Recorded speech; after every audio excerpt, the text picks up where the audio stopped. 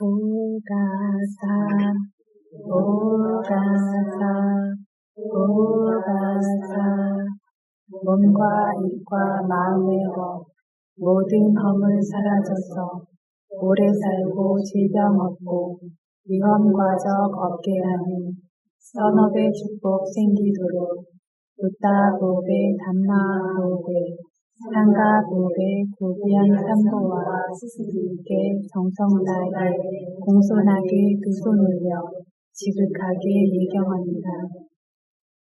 몸과 입과 마음으로 지은 세 가지 업을 참회하고 삼보와 스승님께 예경 올린 선업의 선한 의지로 인해 사학도 세식이 8장소 5척 4종류의 결손 5가지 파멸 96가지 질병 62가지 사견에서 언제나 멀리 벗어나 도와 과 열반의 고귀한 법을 빠르게 얻기를.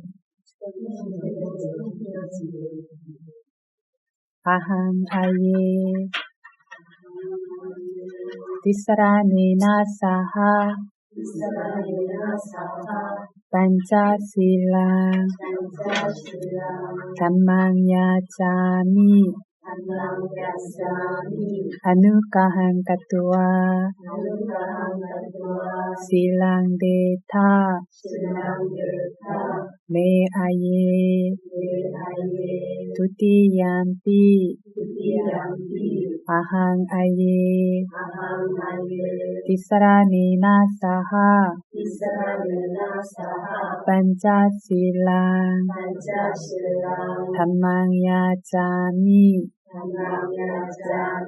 아누카한 카투와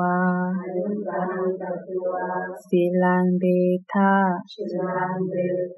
메아예 따티얌피 아항 아예 디사라네나 사하 반자실랑 담망야자미 아누카한 카투와 실랑데타 메아예 야마항 와다미땅 와데타 남모 따사 바가와토 아라하토 삼마 삼부타사 나모 타사 바가와토 아라하토 삼마 삼부타사 나모 타사 바가와토 아라하토 삼마 삼부타사 나모 타사 바가와토 아라하토 삼마 삼부타사 부탄 사라낭 가차미 부탄 사라낭 가차미 담망 사라낭 가차미 담망 사라낭 가차미 상캉 사라낭 가차미 상캉 사라낭 가차미 두티얌피 부탄 사라낭 가차미 두티얌피 부탄 사라낭 가차미 두티얌피 담망 사라낭 가차미 두티얌피 담망 사라낭 가차미 두티얌피 상캉 사라낭 가차미 두티얌피 상캉 사라낭 가차미 따티얌피 부탄 사라낭 가차미 따티얌피 부탄 사라낭 가차미 따티얌피 담망 사라낭 가차미 따티얌피 담망 사라낭 가차미 따티얌피 상캉 사라낭 가차미 따티얌피 상캉 사라낭 가차미 사라나 가마낭 파리뿐낭 아마나예 바나티바타 바나티바타 웨라마니 시카파랑 사마디야미 웨라마니 Veramani sikkhapadam samadhiyami. Adinādhāna Adinādhāna Veramani sikkhapadam samadhiyami. Veramani sikkhapadam samadhiyami. Kāmesu micchācārā Kāmesu micchācārā Veramani sikkhapadam samadhiyami. Veramani sikkhapadam samadhiyami. Musāvādā Musāvādā Veramani sikkhapadam samadhiyami. Veramani sikkhapadam samadhiyami. Surameraya Surameraya Vajjapamadatthāna Vajjapamadatthāna Veramani sikkhapadam samadhiyami. Veramani sikkhapadam samadhiyami. Idang me silang Idam me silang Makkaphalāñyanassa Makkaphalāñyanassa Paccayo Paccayo Hotu Hotu Apamadena Sampadita.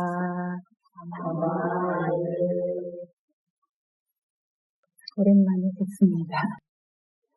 그래서 오늘은 이제 지난 시간까지 했던 레벨리반이 들어가기 전에 어떤 다른 법문들을 조금씩 이야기를 하기로 했었는데, 오늘 출가자에게 제가자가 예를 올려야 하는 이유에 대한 프린트를 받으셨죠? 여기에 대해서 먼저 이야기를 하고 그 다음에 저희 원래 하던 법문을 하도록 하겠습니다. 이것에 대해서 정리를 한 이유는 필요한 것이기도 할 뿐더러 이제 중간에 여러분들이 이런 것들에 대해서 좀 정리가 있었으면 좋겠다. 그래서 알고 있기는 하지만 감정적으로 어떻게 표현되어서 있는지 이것들을 좀 정리하고 넘어가는 것이 좋을 것 같아서 이 부분에 대해서 정리를 했고요. 그냥 일반적으로 설명을 드려도 되겠지만 정확하게 정리되어져 있는 경전을 직접적으로 보시는 것이 더 도움이 될 것 같아서 밀린다왕 문경에서 이제 부처님이 말씀하신 것을 근거로 해서 밀린다왕이 나가세나 존자에게 묻고 나가세나 존자가 답변하신 내용의 법문을 저희가 좀 읽어보면서 듣도록 하겠습니다.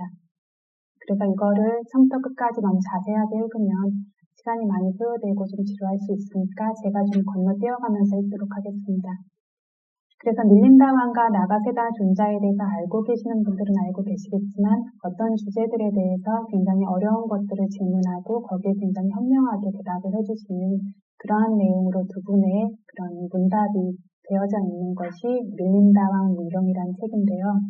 여기서 밀린다왕이 나가세나 존자께 부처님께서 분명히 한 경에서 오직 사람들의 모임 안에 있어서 법이라는 것이 가장 중요하고 법이라는 것이 이생에서도 그리고 내생에서도 가장 고귀한 법이다라는 말씀을 설하셨습니다. 그럼에도 불구하고 이미 사학도의 문을 닫은 다시는 사학도에 가지 않는 또한 도의 지혜로서 열반에 도달한 사막이라고 하는 개정의 사막이라는 부처님의 가르침을 이미 습득하여 안 수다원의 성인인 제가 신자가 범부인 비부나 상이승에게조차 경배하고 자리에서 일어나서 맞이해야 한다라고도 부처님께서 말씀하셨습니다. 그렇다면 부처님께서 오직 법만이 이생에서도 내생에서도 가장 중요하다고 말씀하셨고 또한 이미 수다원인 제가 신자가 범부인 출가자에게 인사를 해야 된다라고도 말씀하셨다면 둘 중에 한 가지는 잘못된 것이 됩니다. 라고 이렇게 밀린다왕께서 양도 논법을 해결해 주십시오라고 나가세나 존자께 여쭙습니다.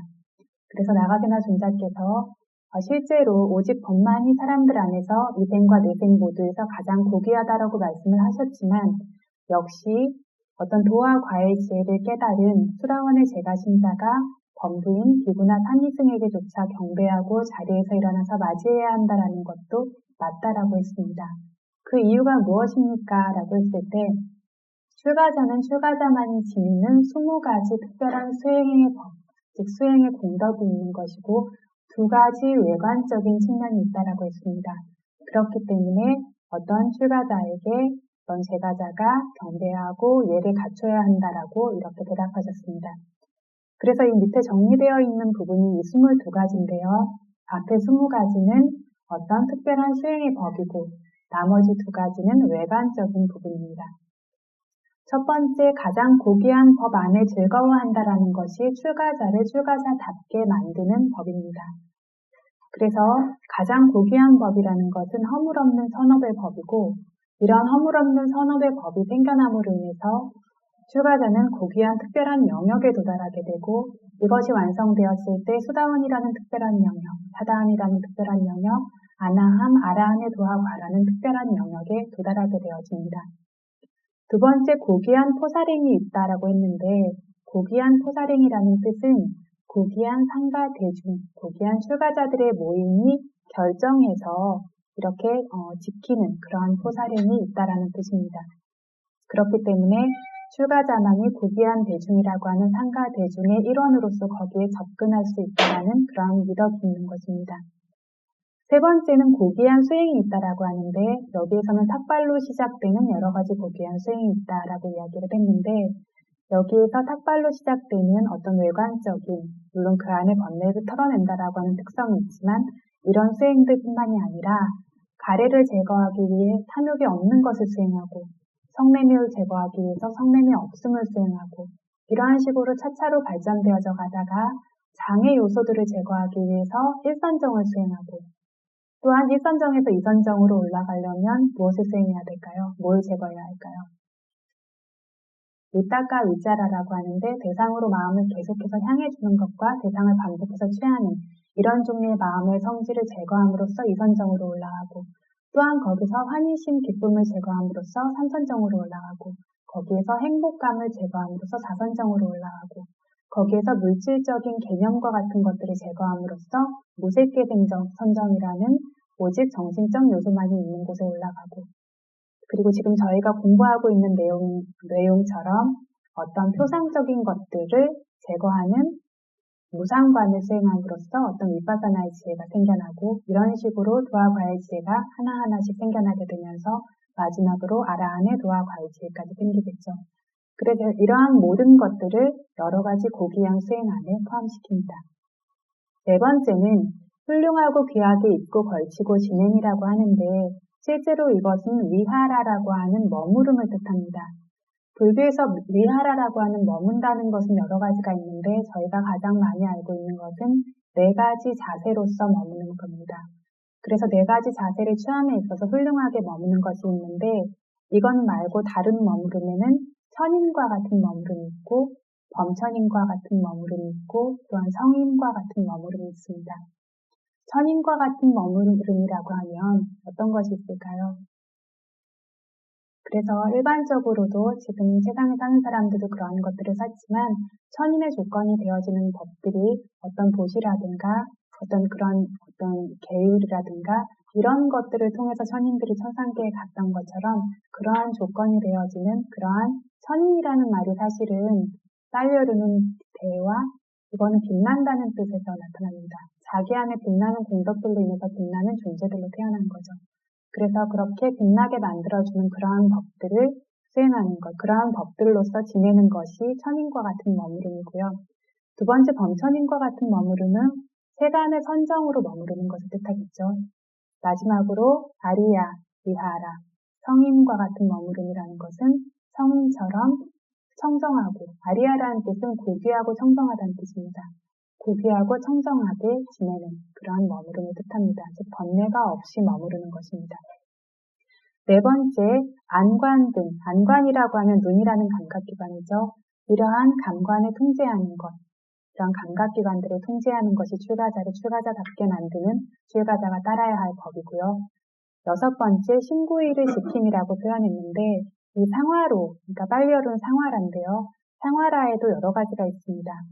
그래서 이 통제한다라는 것이 첫 번째는 계율로서 통제하는 것이 있습니다. 즉 계목을 지킴으로써 통제하는 것이 있고 두 번째는 사띠, 알아차림으로써 감관을 통제하는 것이 있고 세 번째는 지혜로서 통제하는 것이 있고 네 번째는 인욕으로서 춥고 덥고 불편한 이런 것들을 참음으로써 통제하는 것이 있고 다섯 번째는 노력으로 수행을 할 때에도 감각적인 것과 관계된 생각이나 이런 것들이 떠오를 수 있는 것들을 노력으로써 제거하면서 수행 주제의 마음을 보이죠. 이런 식의 통제가 있을 수 있습니다. 그리고 7번째는 춥고 뜨거운 것들, 불편한 것들, 힘든 것들 이런 모든 것에 대한 인내가 출가자들이 따르는 법이라는 것입니다. 그리고 8번째는 훌륭한 수행 안에 매우 즐거워하는 것. 9번째는 홀로 수행함이라고 했는데 이것은 사람이 몸이 혼자서 수행하는 것을 뜻하기도 하고요. 마음이 혼자라는 것은 하나의 대상을 취한다는 뜻입니다.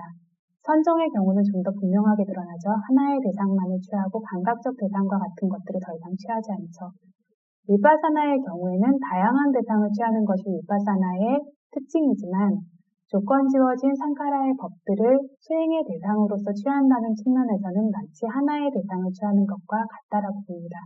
그렇기 때문에 여기에서 위파사나 또한 대상 하나의 대상, 즉 수행 주제를 취해서 홀로 지내는 것, 이것을 홀로 수행한다라고 홀로 수행한다라는 뜻의 좀 더 근본적인 의미입니다. 몸만 혼자 있는 것이 아니라 마음이 혼자 있는 것입니다. 또한 10번째는 이렇게 홀로 수행하는 것에 대해서 매우 즐거워하는 것입니다. 그리고 11번째는 빨리어로는 빠띠살라나라고 하는데 굉장히 자주 나오는 말입니다. 이거는 홀로 은신함. 빠띠는 뭔가에서 떨어져 나와서 살라나 이렇게 뭔가 은신하고 이렇게 뭉클어들어 있고 약간 이런 것을 뜻하는데 그냥 한적한 곳에서 혼자 은신하는 것을 뜻하는 것이 아니라 한적한 곳에서 세간의 어떤 대상들과 그런 것들로부터 벗어나서 마음이 수행 속에 들어가서 지내는 걸 뜻합니다. 없는 선정을 생겨나게 하고 생겨난 선정에 들고 없는 위파사나 지혜를 그리고 도화 과외 지혜를 생겨나게 하고 또한 생겨난 그러한 도화 과외 지혜에 들고 위파사나 지혜에 드는 것을 뜻합니다. 12번째는 불선업, 잘못된 행위를 부끄러워하고 두려워함. 13번째는 선업을 수행함에 노력함. 이렇게 얘기하고 있는데 실제로는 4가지 바른 정진을 뜻합니다. 4가지 바른 정진이 무엇인지 아시나요, 혹시? 아직 생겨나지 않은 불선업이 생겨나지 않도록 하고 또한 이미 생겨난 불선업은 제거하고 아직 생겨나지 않은 선업이 생겨나도록 하고 이미 생겨난 선업은 증장시키고 이것이 4가지 바른 정진입니다. 14번째, 선업의 의무와 도리들에 방해하지 않은 이증이 없음입니다. 15번째, 가르침, 규범을 잘 취해서 받아들인다.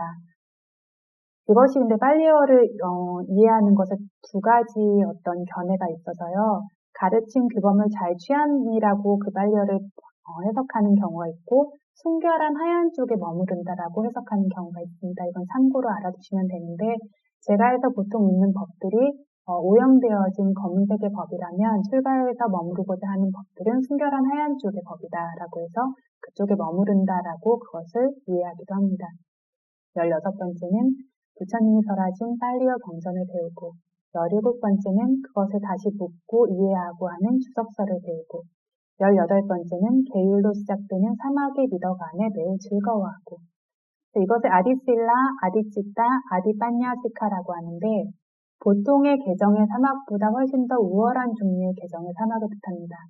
그래서 아주 그것의 근본적인 좁은 뜻만을 뜻하자면 성인의 도에 있는 성인의 도와 과의 그런 어떤 출세간의 마음에 존재하는 종류의 개와 정과 해, 그 3가지를 뜻하는데 조금 더 확장시켜서 이야기하자면 그 출세간의 도와 과에 생겨나는 개와 집중과 지혜가 생겨나도록 해주는 그 이전에 바탕이 되어지는 법들, 즉 여러분들이 지금 수행하실 때 생겨나고 있는 계율, 그리고 집중, 그리고 지혜들.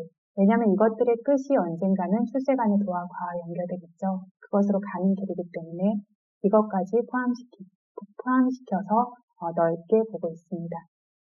그리고 19번째, 세속적인 삶에 대한 집착과 갈구함이 없음. 20번째, 출가자들의 대목들을 완성시켜서 수행함. 여기까지 20가지가 수행의 미덕적인 측면입니다. 물론 제가의 분들도 수행하시고 자기를 더 깨끗하게 닦고자 하는 분들은 이러한 법들을 많이 따를 수 있지만 이 모든 것을 온전하게 지니고 수행할 수 있고 이것을 늘상 지니려고 노력하고 그 길을 가는 분들이 출가자이기 때문에 특별한 미덕이라는 겁니다. 다음으로 외관적인 것은 물들이는 가사를 수하는 것.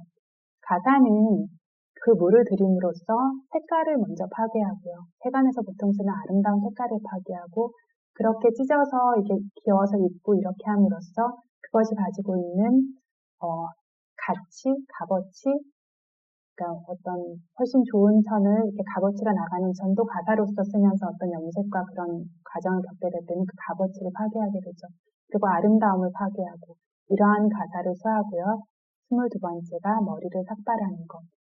그래서 이것이 출가자를 출가자로 만드는 20가지 수행의 미덕의 법이고 2가지 외관입니다. 그래서 만약에 비구가 이것들을 완전히 구족해서 확립해서 수행한다면 이러한 법들이 부족함이 없을 때, 이러한 법들이 완전히 채워지고 완성되어질 때 이 비구는 특별한 법의 영역에 도달하게 됩니다. 그래서 아주 크게 발전된 아주 크고 높은 가르침이 생겨나는 영역, 즉 아라한이 생겨나는 영역인 아라한의 도화과에 도달할 수 있게 이러한 법들이 만들어주는 것입니다. 그래서 이렇게 이러한 출가자분에게는 아라한의 도화과에 가까이 도달하는 수행이 있고 그렇기 때문에 수다원인 제가 신자는 범부인 출가자에게도 경배하고 자리에서 일어나 그를 맞이해야 한다라고 말씀하셨습니다. 그리고 아라한과 같은 혈통, 그러니까 같은 계통을 지니고 같은 모습을 가지고 같은 수행에 도달하는데 내게는 그러한 조건이 없다라고 숙고해서 또한 예를 갖춰야 합니다. 또한 어떤 출가하신 분들은 아까 얘기한 것처럼 고귀한 대중의 모임에 접근하는데 나에게는 그렇게 할 수 있는 기회가 없고 그러한 고귀한 대중의 모임에 속하지 못한다라고 숙고해서 이렇게 예를 갖춰야 합니다. 또한 계목의 낭송을 출가하신 분들을 들을 수 있는 기회가 있는데 이것은 제가자와는 관련이 없는 법이기 때문에 이것을 숙고해서 예를 올려야 합니다. 또한 출가자는 다른 일을 출가시킬 수 있고 특히 비구는 또 다른 비구들을 만들어낼 수 있습니다. 이렇게 부처님의 교계를 확장시킬 수 있는데 이것은 제가자가 할 수 있는 일이 아니기 때문에 출가자에게 경배하고 그를 맞이해야 합니다.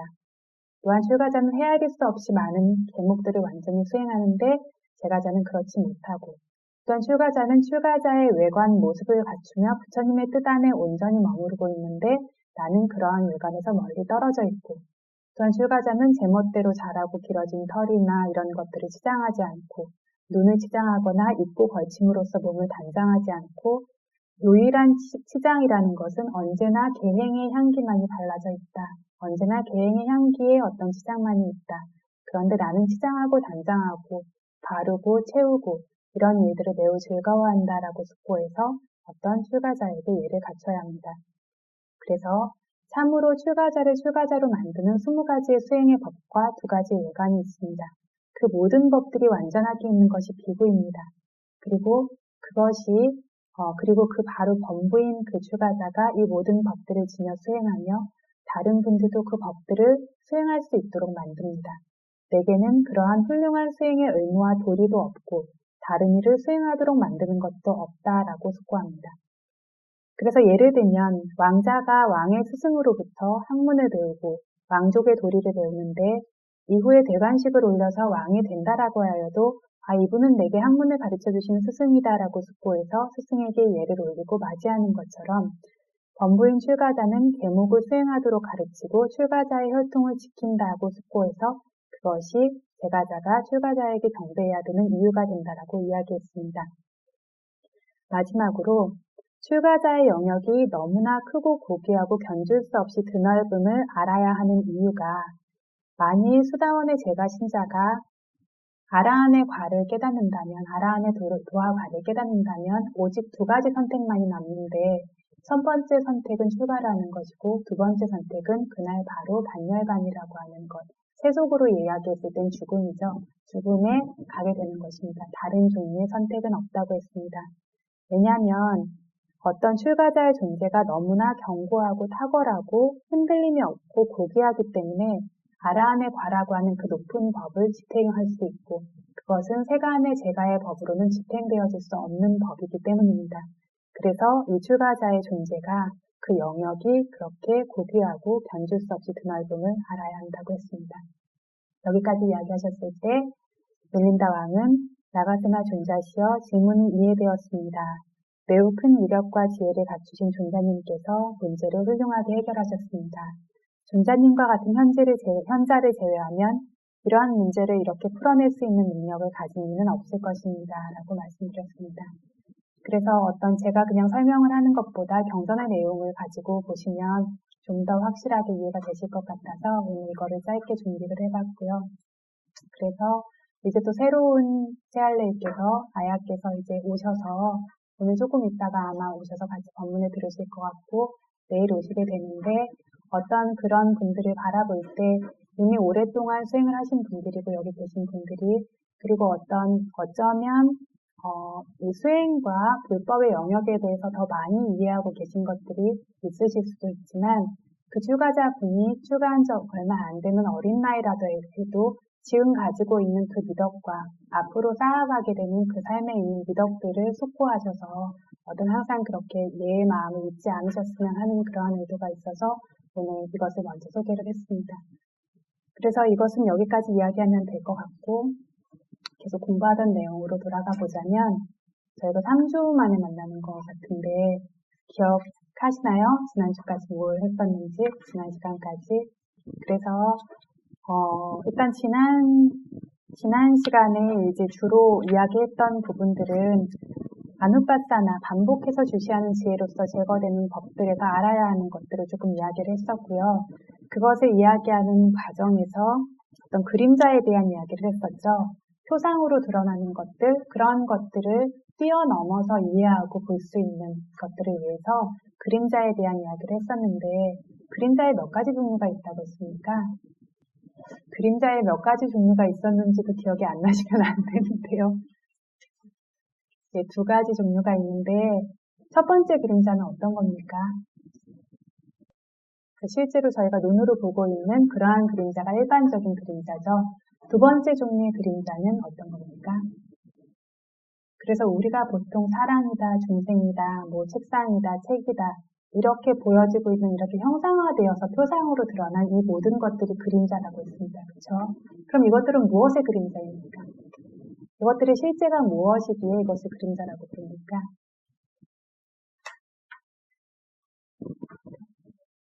그렇죠. 아타칼라파루파라고 하는 8원소라고 하는 8가지 최소 단위의 물질의 모임들.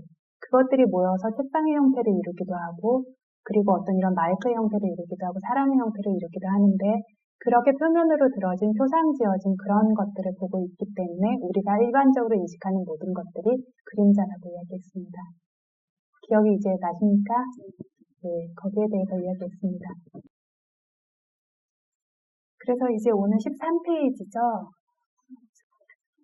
그래서 오늘 13페이지 제목을 보면 물질 안에 아니짜 누파사나 냐나 무상으로 관하는 지혜 10종류의 해설. 무상으로 관하는 지혜가 방식이 10종류였던 건 기억하시나요? 제일 첫 시간에 바와나 40가지, 그러니까 40가지 방법으로 관하는 방법이 있는데 그 중에 무상과 관련된 것이 10가지였습니다. 이 10종류라는 것이 그것을 뜻합니다. 그래서 물질을 무상한 것으로 관하는 그러한 지혜에 대해서 해설을 하시겠다고 했는데 워낙 자세한 내용을 해설하시다 보니까 조금 더 약간 다른 부분들이 더 많이 나올 것 같아요. 어쨌든 물질 온 세곤이라는 물질의 모임에서 그것을 무상으로 관하는 10종류의 해설, 그리고 주시하는 방법, 수행 방법들을 조금 이해가 가실 정도로만 설명하실 것이라고 이야기했습니다. 그래서 먼저 4대 요소들이 매우 섬세하고 미세하고 생성과 소멸이 굉장히 빠른 것을 간단하게 어림짐작할 수 있을 정도로만 설명하겠다고 했습니다. 그래서 여기에서 5가지 요소로 분리를 해놓으셨습니다. 4대 요소와 허공으로 분리를 하신 건데 저도 이게 4대 요소라는 말을 들었을 때 4대가 4가지 요소구나 이렇게 이해를 했는데 실제로 이것이 빨리어로 마하부다라고 합니다. 마하는 크다는 뜻이고요. 부다는 존재하는 것, 분명하게 생겨나는 것 이런 것들을 뜻합니다. 그래서 크게 존재하는 것들, 그러니까 다른 어떤 물질적인 요소보다 이것이 더 크고 분명하고 강력하기 때문에 이것을 마하라고 합니다. 그렇다면 4대 요소에서 대는 큰 대자가 되겠죠. 4가지 큰 요소를 뜻합니다. 물질을 28가지라고 했을 때 나머지 24가지 물질이 이 4가지 물질을 의지해서 생겨납니다. 그래서 가장 기본적이고 분명한 물질들입니다. 그리고 이 4대 요소들은 언제나 함께 생겨납니다. 저번 시간에 말씀드렸듯이 물질의 최소 단위가 8가지 물질들의 모임이라고 했습니다. 그리고 그 8가지 모임 안에는 항상 이 4대 요소가 기본으로 들어있었습니다. 그러니까 이것들은 분리되어질 수 없고 항상 함께 생겨난다는 뜻입니다. 그래서 이러한 4가지 요소들이 있고, 그리고 허공이라고 하는 어떤 물질과 물질 사이를 분리하는 요소 해서 이 5가지를 먼저 설명하고 계십니다. 왜냐하면 이것들을 이해할 수 있을 때 어떤 실제로 존재하는 법들을 구상한 모습을 이해하기가 용이해지기 때문입니다. 그래서 흙, 땅의 요소, 이것을 진정한 흙, 땅의 요소라고 했습니다. 우리가 흙의 요소 하면 또 어떠한 최소한의 입자라든가 이런 것들을 떠올리게 될 텐데 저희가 모든 것을 인식하는 방식이 그렇죠. 어떤 입자라든가 이런 걸 떠올리게 될 텐데 진정한 흙의 요소라는 거는 진정하다라는 것, 실제 존재하는 것은 작용 상태 그 자체를 뜻합니다. 어떤 성품 그 자체를 뜻합니다. 그래서 실제의 흙의 땅의 요소라는 것은 부드러움과 딱딱함이라는 그 성품 그 자체, 그 작용 자체, 상태 자체를 뜻합니다. 그리고 물의 요소는, 진정한 물의 요소는 끈적이고 뭉치고 흐르고 이러한 작용과 상태를 뜻합니다. 진정한 불의 요소는 뜨겁고 차갑고 이 2가지 작용과 상태이고 진정한 바람의 요소는 버티고 움직이고 이러한 2가지 작용과 상태입니다. 이 4가지 중에서 흙의 요소, 땅의 요소라는 것들은 이렇게 딱딱하고 부드러운 성품이 있고 어떤 흙의 요소는 그 성품이 있다라고 사실 저희가 표현을 하는데 실제로는 그 성품 그 자체를 흙의 요소라고 말합니다. 조금 어려운 개념인데 그 성품 그 자체를 흙의 요소라고 말하고 이 흙의 요소는 다른 요소들의 마치 땅이 온갖 것들을 다 받치고 있는 것처럼 지지대, 받쳐주는 어떤 의지처와 같은 그러한 작용을 합니다. 2번째 물의 요소는 4대 요소 중에서도 가장 섬세한 요소입니다. 가장 섬세하기 때문에 따로 그것을 인식할 수가 없습니다. 저희가 차가운 물에 손을 넣으면 뭘 느끼죠? 물을 느낍니까? 차가움을 느끼죠.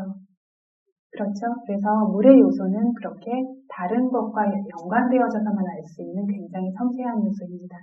그래서 저희가 눈에서 보이는 대상이 있고 귀에 들리는 소리라는 대상이 있고 냄새라는 대상, 맛이라는 대상 이런 것들이 있는데 몸에 부딪히는 촉감이라고 하는 대상은 따로 존재하는 것이 아니라 이 4대 요소 중에서 물의 요소를 제외한 3가지 요소가 결합되어서 생기는 그러한 것이 몸에 부딪히는 촉이라고 하는 대상입니다. 물의 요소는 가장 섬세한 대상이고 이것들이 또 이유가 있지만 거기까지 이야기하면 좀 어려울 것 같으니까 이건 다음에 이야기하기로 하고요. 그리고 이런 물의 요소는 적시고 부풀리고 풍성하게 하고 모으고 이러한 특성이 있습니다. 저희가 밀가루 같은 것들이 퍼졌을 때 물을 넣으면 모아지죠. 이런 종류가 물의 요소의 어떤 기능입니다. 그리고 불의 요소는 뜨겁고 차갑고 한 2가지 작용 상태인데 이것의 기능은 익히는 기능이 있습니다. 이것의 기능 때문에 어떤 계속해서 태우고 익히는 기능 때문에 사람이 계속 성장하고 늙어갑니다. 그래서 계속적인 노화가 생겨나고 늙게 되는 것들이 실질적으로는 몸 안에 계속 존재하고 있는 체온, 그것에 의해서 어떤 늙음이라고 하는 것들이 생겨나게 되는 겁니다. 그리고 함께하는 법들의 부드러움을 줄 수 있습니다. 마치 버터 같은 거 불을 가열하면 녹는 것과 마찬가지로 어떤 그런 부드러움을 주는 그러한 기능이 있습니다. 또한 바람의 요소는 버팀, 움직임 이렇게 이야기하는데 이 모든 4대 요소가 약간 상대적인 특성들을 가지고 있습니다. 그래서 이것들이 머물러 있을 때, 그러니까 고요하게 멈춰져 정지해 있을 때에는 버티고 뻣뻣하고 긴장된 특성을 가지고 있고 이것들이 움직이고 있을 때에는 밀치고 당기고 이런 종류 움직임과 같은 특성을 가지게 됩니다. 저희 풍선에 이렇게 바람 불거나 하면 어떤 뻣뻣하면서 이런 특성보다 이렇게 움직임이 강한데 끝까지 그게 가서 더 이상 불어날 수 없게 되어지면 뻣뻣하고 버티고 그런 특성이 강해지는 것과 같습니다. 그래서 이러한 종류 4대 요소라는 것들이 있고요. 그리고 진정한 허공의 요소라는 것, 아가가 허공을 뜻하는데 이것들은 이러한 다양한 작용과 상태를 구분짓는 것입니다. 하나와 하나 사이를 구분짓는 겁니다. 여기에 대해서는 조금 이따가 다시 설명을 하겠습니다. 그래서 여기서 파라마누 입자 기억나시나요? 저희가 보통 아누 입자를 원자라고 이야기한다고 했는데 파라마누 입자는 그 원자보다 36분의 1의 크기라고 말했죠. 이러한 종류의 입자만큼이라도 어떤 모양이나 형태나 형체적인 표상의 모습이 드러난다면 이건 분명히 존재하고 실제로 존재하고 참으로 존재하는 종류의 것이 아니다라고 했습니다. 마술사가 보이는 가짜 물건과 같은 것이라고 확실히 기억하라고 했습니다. 다른 말로는 지난 시간에 이야기했듯이 그림자와 같은 것이죠. 왜냐하면 아누 입자 하나라고 불리는 물건도 그것을 뭉개고 이렇게 해체시키면 반드시 부분으로 나뉘게 마련입니다. 그 안에는 여전히 많은 물질 모임 입자들이 존재하고 그 입자들 사이사이에 많은 아가사, 허공이라는 분리하는 요소들이 있습니다. 저희가 손가락 두 개를 이렇게 붙인다라고 이렇게 손가락들을 딱 붙이고 있어도 분명히 이 손가락하고 이 손가락 사이에는 틈이 있죠. 그렇게 여러 가지 물질의 어떤 요소들 사이에도 하나와 하나 사이 분명히 틈이라는 게 존재하고 이것을 이렇게 분리해주는 요소를 아가사 허공의 물질이라고 하는 겁니다. 그래서 입자들 사이사이에 많은 허공이라는 분리하는 요소들이 있고 깔라빠라고 하는 물질 모임의 최소 단위를 제외한 모든 물질은 언제나 부분들로 나뉘어지게 되어 있습니다. 그래서 이때 이렇게 부분들로 나뉘어지게 될 때 이때 더 이상 아누 입자라는 원자라는 이름은 사라지고 더 이상 그 원자라는 모습은 나눠있지 않게 됩니다. 그리고 이것들은 이제 파라마누 입자라고 하는 더 작은 단위의 입자라는 이름을 가지고 존재하게 됩니다. 그러나 이 파라마누 입자라는 입자들도 각각 부분으로 부서지면 파라마누 입자라는 이름이 사라지고 없습니다. 하나하나의 물질 깔라빠들로 다시 나뉘어지게 됩니다. 깔라빠는 모임이라고 했습니다. 최소 단위가 8가지 물질의 모임이라고 했죠. 더 이상 쪼개질 수는 없지만 어쨌든 그래서 깔라빠라고 얘기하면 물질의 최소 단위의 모임이라고 이해하시면 됩니다. 이때 부분들로 나뉘면 더 이상 없습니다. 왜냐하면 이것이 최소 단위이니까. 그것들은 단지 계속해서 소멸할 것이다. 생성된다라고 함과 동시에 계속해서 소멸되는 것만이 있을 것입니다. 이렇게 아누라는 요소, 아누 원자라는 입자라는 것은 사실상 존재하지 않습니다. 이것은 단지 표상의 한 종류일 뿐입니다. 파라마누 입자라는 요소, 파라마누 입자라는 것도 사실은 존재하지 않고 이것도 단지 표상의 하나일 뿐입니다. 이러한 파라마누 입자는 보통의 눈으로는 볼 수 없습니다. 디파자쿠 아디냐, 즉 천안통으로만 볼 수 있다라고 합니다. 천안통이라는 것은 여기서 디파자쿠 아디냐를 나누면 디파가 천인이라는 뜻이고요. 짜쿠는 눈이고 아디냐는 특별하게 보는 지혜입니다. 그래서 천인들의 눈처럼 특별하게 보는 지혜를 뜻하는데 천인들의 눈처럼 눈의 대상인 장면이 뭔가에 막히고 가려짐이 없이 볼 수 있는 능력을 가진 그러한 지혜죠. 이 지혜가 어떤 지혜냐면 오선정의 지혜인데 오선정의 지혜 중에서도 특별한 오선정의 지혜입니다. 어떤 이러한 신통력이나 그런 것들이 생겨나는 모습에 대해서 들어보신 적 있으십니까? 일반적인 오선정의 지혜는 이러한 신통력을 가지지 않습니다. 일반적인 오선정의 지혜는 신통력을 가지지 않는데 이렇게 특별한 지혜로서 뭔가를 볼 수 없는데 이것들이 어떤 계속해서 훈련되어져서 그러니까 색계라고 하는 물질적인 선정의 모든 단계를 완전히 수행하고 무색계 선정의 4가지 단계를 또 완전히 수행해서 이 9가지 세간의 선정을 굉장히 능숙하게 드나들 수 있게 되어졌을 때 거기에서 또 다른 하나의 훈련을 통해서 여기에서 색계의 오선정에 든 상태에서 또 다른 하나의 어떤 훈련을 통하게 되어졌을 때 이런 특별한 종류의 지혜가 생겨납니다. 그로 인해서 얻어지는 종류의 지혜 중에 하나가 천안통입니다. 그래서 이것은 세간 선정을 완전히 수행할 수 있을 때에만 개발시킬 수 있는 능력인데요. 밀바사나 지혜가 강력해질 때에도 천안통과 같은 힘을 가지게 되기도 합니다. 그래서 수행하시다가 어떤 입자라든가 이런 것들이 보이기도 하고 점점 더 그것들이 미세한 입자들이 보이기도 하고 이러한 것들이 이렇게 특별한 지혜가 개발되어졌을 때 천안통과 비슷한 힘을 가지게 되기 때문에 그것들이 가능한 겁니다. 이러한 파라마누 입자에조차 많은 물질의 깔라빠 입자들, 즉 많은 흙의 요소들, 많은 물의 요소들, 많은 불의 요소들, 많은 바람의 요소들, 그것들을 깔라파들이 분류하는 많은 허공의 요소들이 아직 존재하고 있습니다. 천인의 눈으로만 볼 수 있는 그러한 최소 단위라고 알려져 있는 물질 안에 깔라파라고 하는 그런 훨씬 더 재미대한 요소들이 존재하고 있으니까 그보다 큰 물질들은 언급할 필요도 없다고 했습니다. 그래서 실제 본질적이고 궁극적인 요소들이 얼마나 섬세한지를 유추해 볼 수 있도록 이렇게 설명하셨습니다.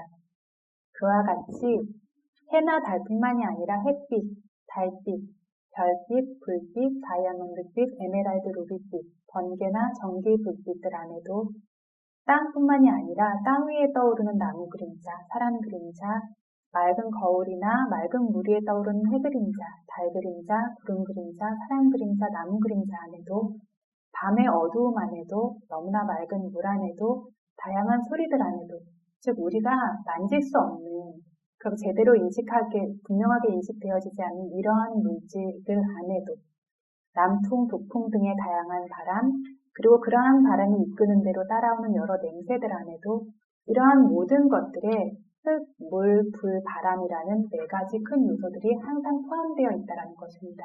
이것들이 없이 존재하는 물질이란 없습니다.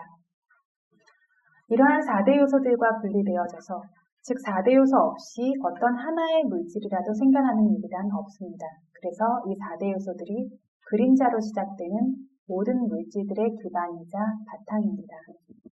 이러한 그림자 등등에 포함되는 4대 요소와 우리 중생들이라고 하는 살아있는 존재들 안에 기반 바탕이 되는 4대 요소, 돌기둥, 바위, 쇠기둥, 쇳덩어리, 나무, 나무 토막 등 안에 기반 바탕이 되는 4대 요소, 이것들 모두 같은 것입니다.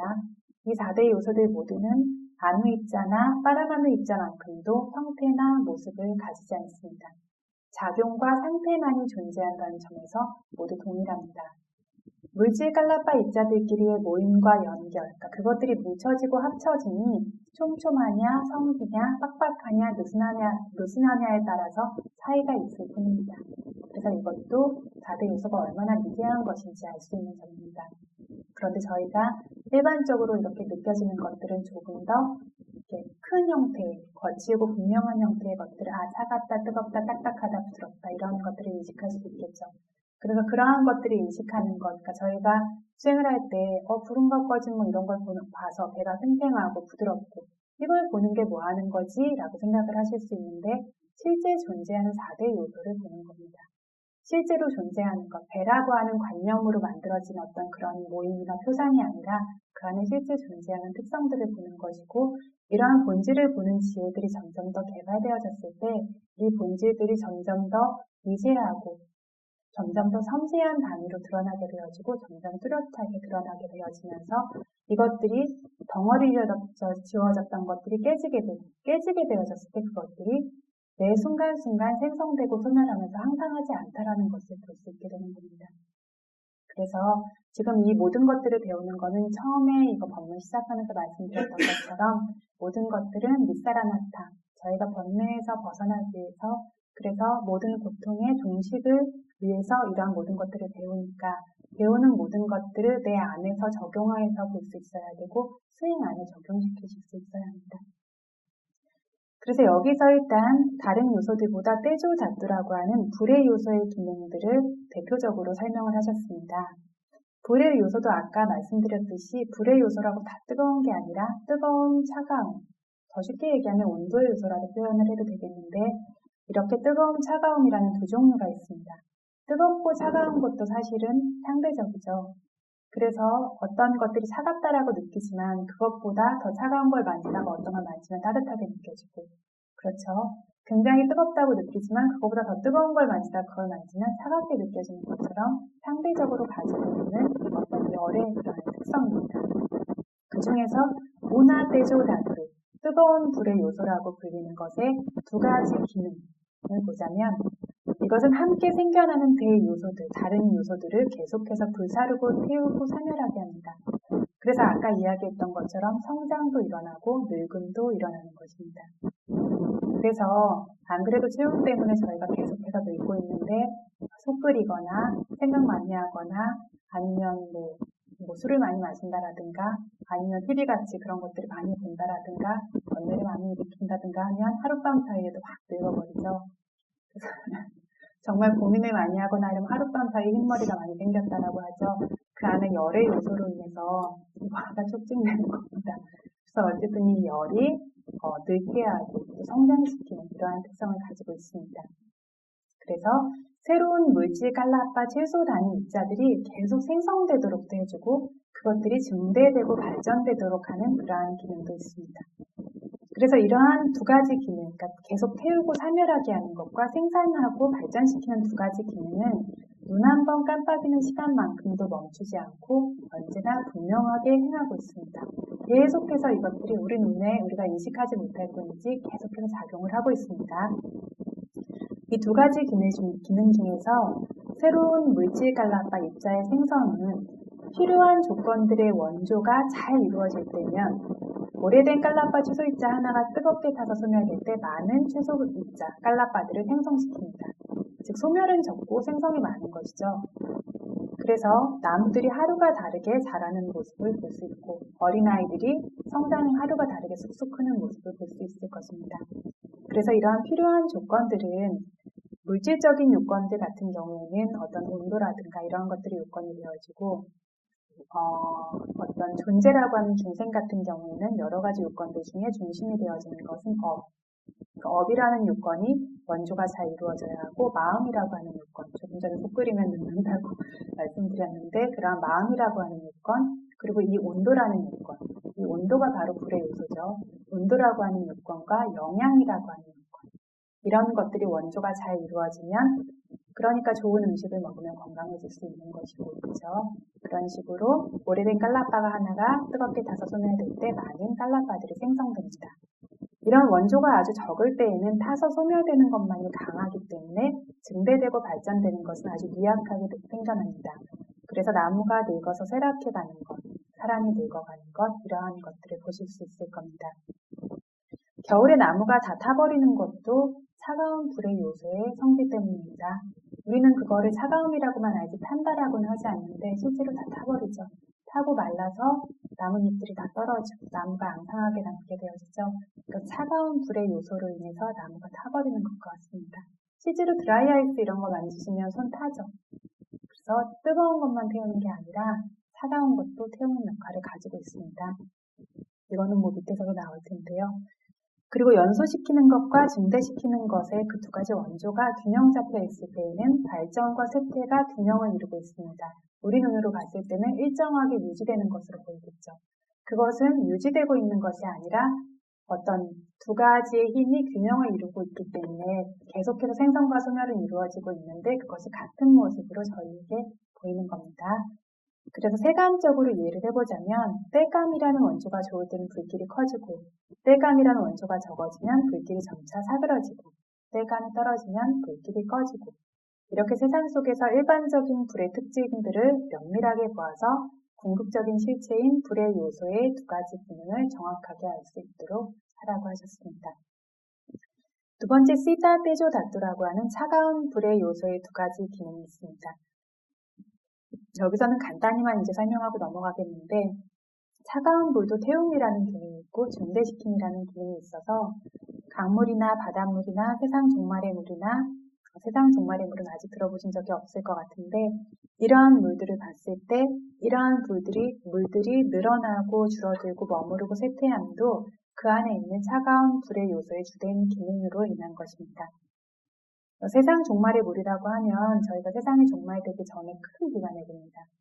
그 큰 비로 인해서 처음에는 굉장히 오랜 가뭄 끝에 큰 비가 내려서 모든 것들이 다 싹을 틔우고 자라게 되는데 소들이 뜯어먹을 만큼의 약간 크기가 되어지면 그때부터 비가 그치고 비가 한 방울도 내리지 않게 되죠.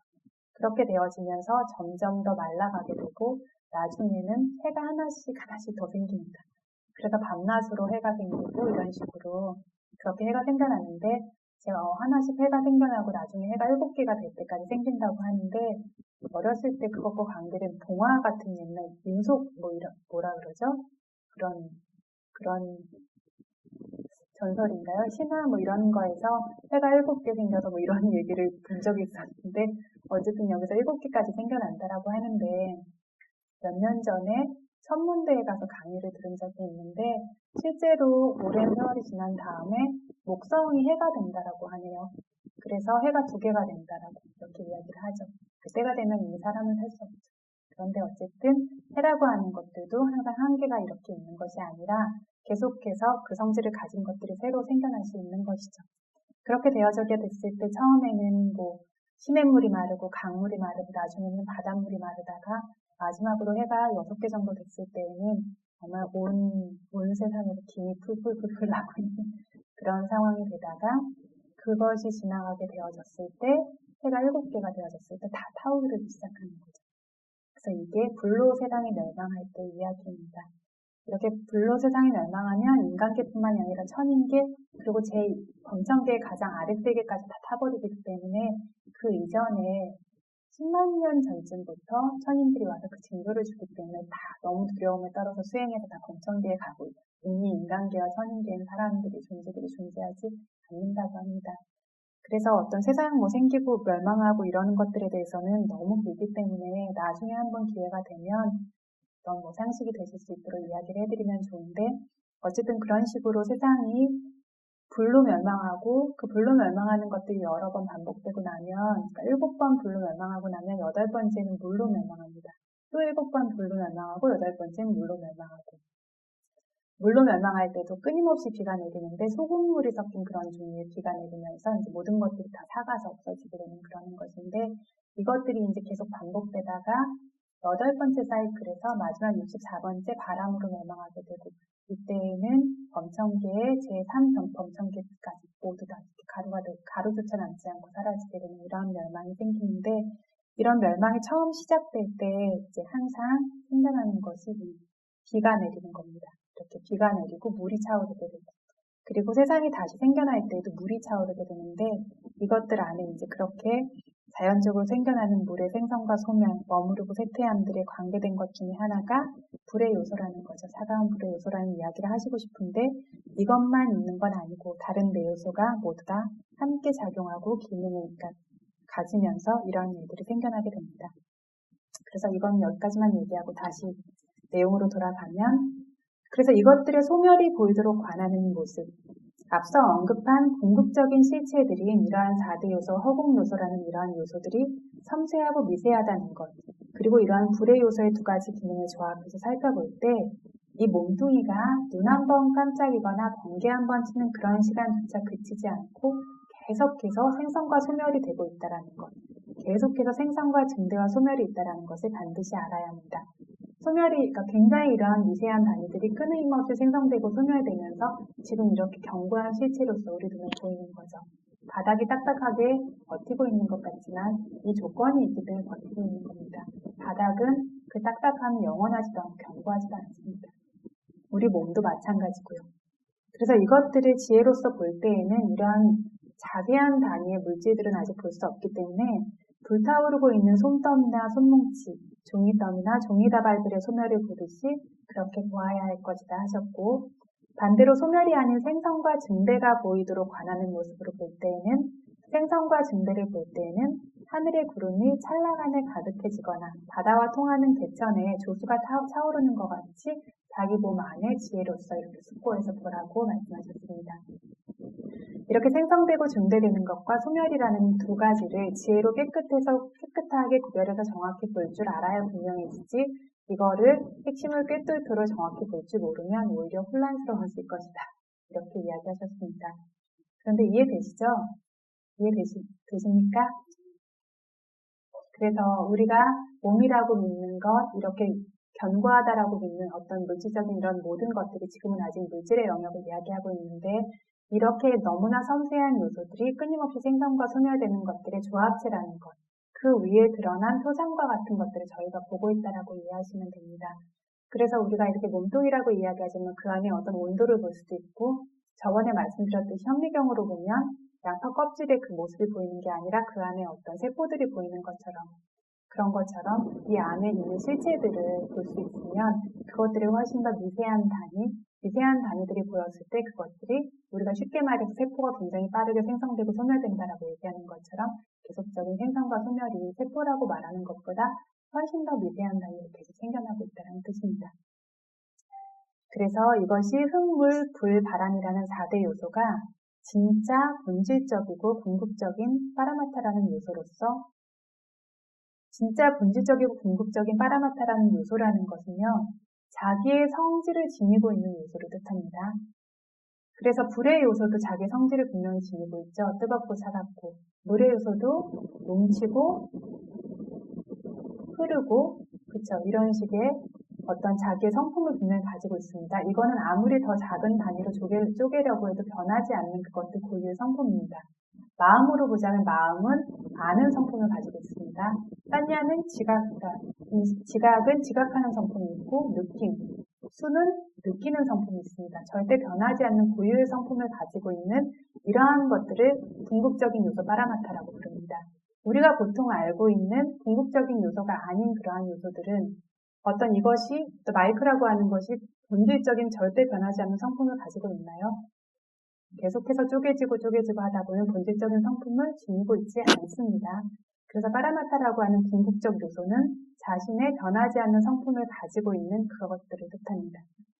그래서 이것들이 매우 섬세하고 미세하며 이것들의 생성과 소멸이 굉장히 빠르다는 것을 어림짐작할 수 있을 정도로만 설명한 것입니다. 그래서 이제 4대 요소에 대해서 이야기를 하고 나서 4가지 아가사라고 하는 허공에 대해서 이야기를 하겠습니다. 허공은 아까 이야기했듯이 2가지 물질 단위들을 가르는 거라고 했습니다. 그래서 이것을 4가지로 분류하셨는데 파타위 아가사, 아보 아가사, 떼조 아가사, 와요 아가사, 즉 흙의 허공, 물의 허공, 불의 허공, 바람의 허공이라고 했습니다. 실제로 제가 4대 요소들이 분리될 수 있다고 했습니까? 4대 요소들이 각각 분리될 수 있습니까? 네, 항상 함께 있고 절대 분리될 수 없다고 했습니다. 그런데 여기에서는 흙의 요소와 흙의 요소들 사이끼리의 허공이라고 하는 분리를 이야기하고 있습니다. 물의 요소와 물의 요소 사이에 어떤 분리라는 허공을 이야기하고 있죠. 그래서 실제로는 이 허공은 물질은 사실 개념적인 물질입니다. 그래서 흙의 요소 2가지가 존재하기 때문에 그로 인해서 파생되는 것과 같은 그 2가지가 섞이지 않기 때문에 파생되는 것과 같은 관념적인 물질입니다. 실제 존재하는 것은 아니지만 물질 28가지에서 배울 때 저희들이 이것을 포함시켜서 이야기합니다. 특히나 수행할 때에도 어쩌면 여러분들이 중지라고 표현하는 것들이나 수행에서의 중간에 끊어지는 것들, 물질과 물질 사이의 어떤 끊어짐, 어떤 대상의 입자들이 생기고 사라진 다음에 끊어지는 어떤 이런 것들이 허공이라고 하는 그 개념을 아신다고 하면 되는데 이것이 수행에서도 굉장히 필요한 것이기 때문에 실제로 포함시켜서 이야기하고 있지만 엄밀하게 이야기하자면 이것은 관념적인 문제입니다. 그럼 공하다고 했을 때 그 공한 것도 공한 것은 이렇게 허공이 있다라는 것이 아니라 비어있는 것인데 무엇이 비어있는 것이냐면 저번에 순야타 누파사나가 뭐라고 했죠? 순야타 누파사나라고 하는 공관이 무슨 관과 같은 이름이라고 했죠? 지난 시간에 무상, 보, 무아라고 하는 3가지 관의 다른 이름을 설명했습니다. 그쵸?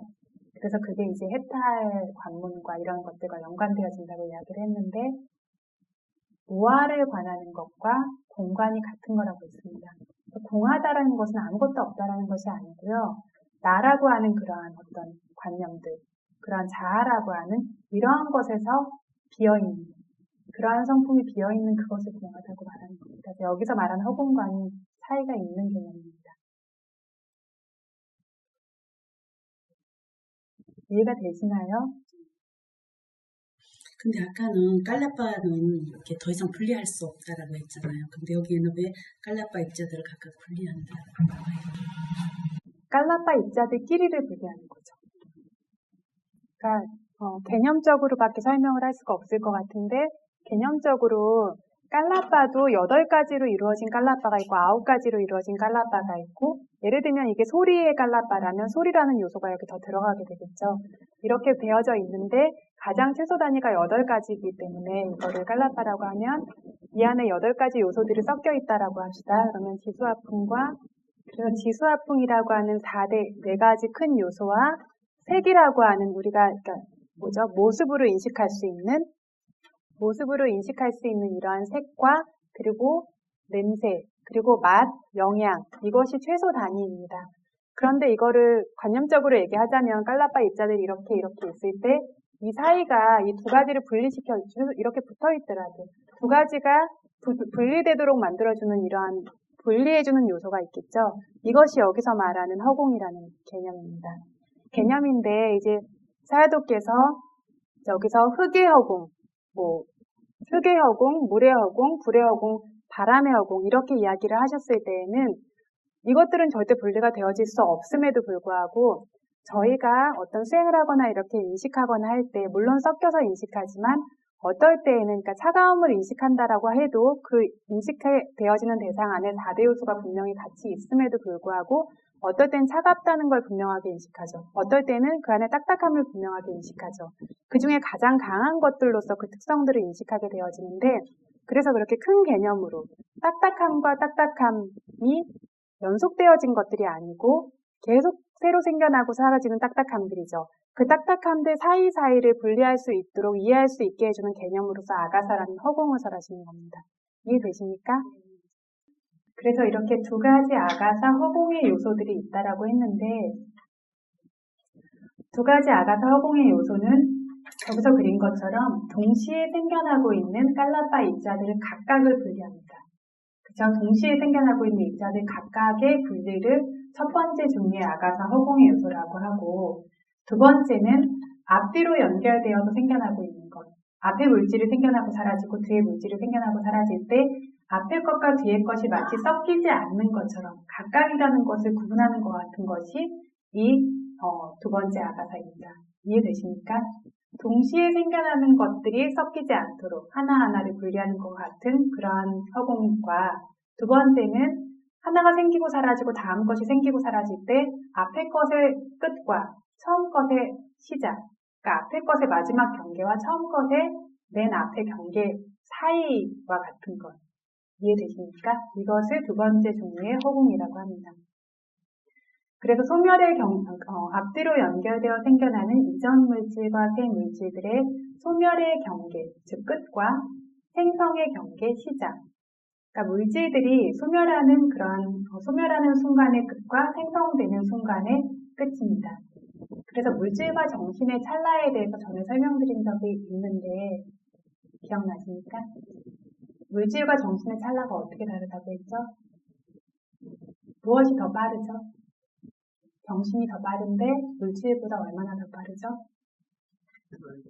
17배가 더 빠릅니다. 그래서 정신 찰나로서 물질 찰나를 이해하려고 한다면 51찰나가 됩니다. 그렇죠? 17. 이렇게 보자면 이게 정신이 한번 생겨나고 사라진, 마음이 한번 생겨나고 사라질 때 이게 생성, 머무름, 소멸입니다. 그래서 그러니까 정신적인 요소는 작은 세 개의 찰나를 가집니다. 정신적인 하나의 큰 찰나, 하나의 큰 순간은 정신이 한번 생겨나고 사라지는 하나의 큰 찰나는 작은 세 개의 찰나를 가집니다. 그것이 생성, 머무름, 소멸입니다. 그런데 이러한 것이 17개가 돼야 물질이 한번 생겨나고 사라집니다. 그래서 물질의 경우에는 이게 생성, 그 다음에 머무름, 소멸이 아니라 요 하나만큼의 시간을 생성으로 보고요. 여기서부터 여기까지를 머무름이고요. 여기가 소멸입니다. 그러니까 이게 한 찰나고 이게 한 찰나면 이 중간에 머무름은 작은 찰나로 49개가 되겠죠. 그쵸? 마음의 작은 찰나로 나누자면 17에다가 3을 곱하면 51인데 여기가 하나고 저기가 하나면 이 중간에 49개의 찰나가 되겠죠. 그래서 이렇게 물질이 하나가 생기고 사라지고 또 여기서 이렇게 생기고 사라지는 이 끝과, 그러니까 소멸의 끝과 새로운 생성의 시작 사이, 이것을 지금 앞에 사라진 물질과 새로 생겨나는 물질 사이의 아가사 분리라고 하는 거라는 겁니다. 허공이라고. 저기서 그럼 물질이라고 하는 거는요, 딱딱함이면 딱딱함을 인지하는 것, 이렇게 되는 건지, 그것을 이야기하는 건지.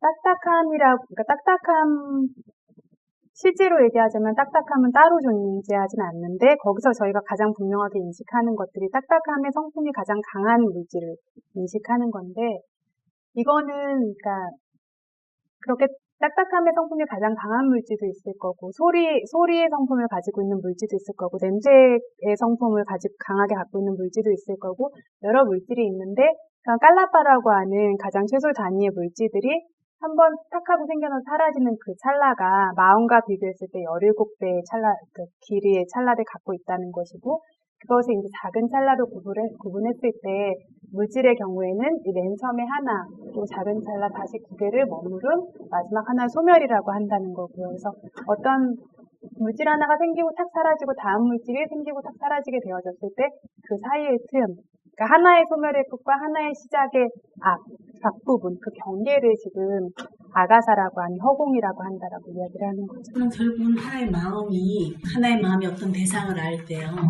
하나의 마음이 그 대상을 알고 그 다음에 또 생겨나고 그 다음에 생겨나고 그 마음과 물질이 함께 생겨났다 사라지기 때문에 그 사이가 분명하게 구분지어져서 허공이라는 걸 인식하게 되는 그렇게 개념적으로 이해하게 되는 건가요?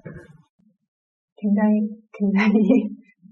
좋은 말씀인데 정확하게 이해를 하셨어요. 그래서 여기서 너무 자세하게 설명을 하면 너무 어려워지실 것 같아서 제가 이야기를 다 못하는데 물질이라는 것 자체가 그 생성과 소멸의 짧은 찰나에는 굉장히 힘이 없습니다. 마음은 생성의 순간에 가장 힘이 강해요.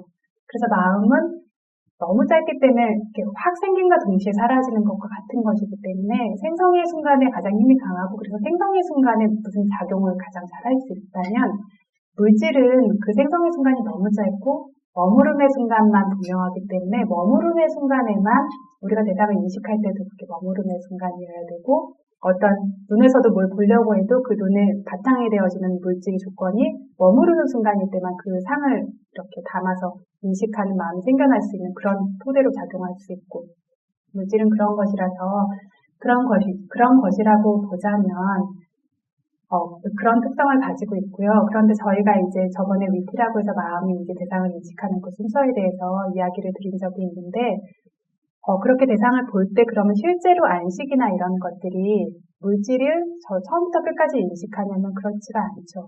근데 실제로 저희가 수행을 할 때는 이 끝까지 봐야 된다라고 하고 소멸을 봐야 된다라고 하는데 물질이 끝날 때에는 저 소멸이 너무나 약하기 때문에 저거를 어차피 저희가 대상으로 취할 수가 없어요.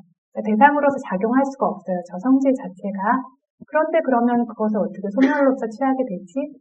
그것을 보고 있는 마음이 생성과 소멸되어지면서 그 경계를 보기 때문에 그렇게 되어지는 겁니다. 그래서 실제로 저희가 이해할 때는 그런 개념을 보게 되는 겁니다. 이해되시나요? 일단 그래서 여기서는 이 정도만 얘기하기로 하고요. 그래서 중요한 것은 허공의 요소라는 것들이 동시에 일어나고 있는 것들을 분리하거나 앞에 게 생기고 사라지고 다 함께 생겨나고 사라지는 그 틈을 분리하는 거라고 이해하시면 되겠고요. 그래서 앞뒤로 연결돼서 생겨나고 있는 이전 물질과 새로운 물질들의 소멸의 끝과 생성의 첫 부분의 분리함을 살펴보면 모든 물질의 법과 정신의 법들, 즉 물질적 요소와 정신적 요소들은 단지 동사적 능력, 즉 사물의 작용 상태일 뿐이다. 그래서 하나하나의 그러한 성품, 작용 상태, 그러니까 딱딱함이나 차가움이나 움직임이나 뭉침이나 이것들 하나하나가 곧 하나하나의 물질이고 인식이나 느낌이나 접촉이나 이런 하나하나가 그런 작용 상태, 성품 하나하나가 하나하나의 정신입니다. 그리고 하나의 물질작용과 하나의 물질작용, 그런 상태의 사이는 아가사 파리치다라고 하는 허공이라는 부류로 언제나 나뉩니다. 그래서 이것이 허공이 나누는 모습을 조금 이야기를 하셨는데 예를 들자면 사람의 얇은 피부, 표피라고 이야기할 수 있고요. 그 안에 있는 진피라는 두터운 피부 사이를 이러한 허공이 가르고 있습니다. 그렇기 때문에 표면의 얇은 피부를 따로 벗겨내는 것이 가능한 겁니다. 또한 두꺼운 진피와 근막 사이를 허공이 가르기 때문에 이것을 또 따로 분리해낼 수 있는 것이고 뼈와 살들 사이에도 허공이 가르고 있기 때문에 살들을 따로 뜯어낼 수 있는 겁니다. 그래서 여기서 얘기하는 허공은 텅 비어 보이는 구멍이 뚫려 있는 것 같은 종류의 허공이 아니라 경계들끼리 끝과 시작끼리 닿아 있고 붙어 있지만 그 사이에 사이라고 하는 빈틈이라고 하는 갈라진 구멍이라고 하는 그러한 요소가 반드시 존재한다라는 것을 뜻하는 겁니다. 이해되십니까? 그래서 이것을 조금 더 현재 세계, 그러니까 현실에서 저희가 보는 것으로 이해할 수 있도록 4대 요소와 복납, 4개 비유로 이야기를 들어주셨습니다. 이 복납이라는 것들이 예전에 봉인할 때 쓰는 약간 밀랍 같은 거, 초가 이렇게 뭐죠? 예전에는 뭐 편지나 이런 거 봉인하거나 이렇게 할 때 그런 것들을 녹여가지고 쓰는 그것을 뜻합니다.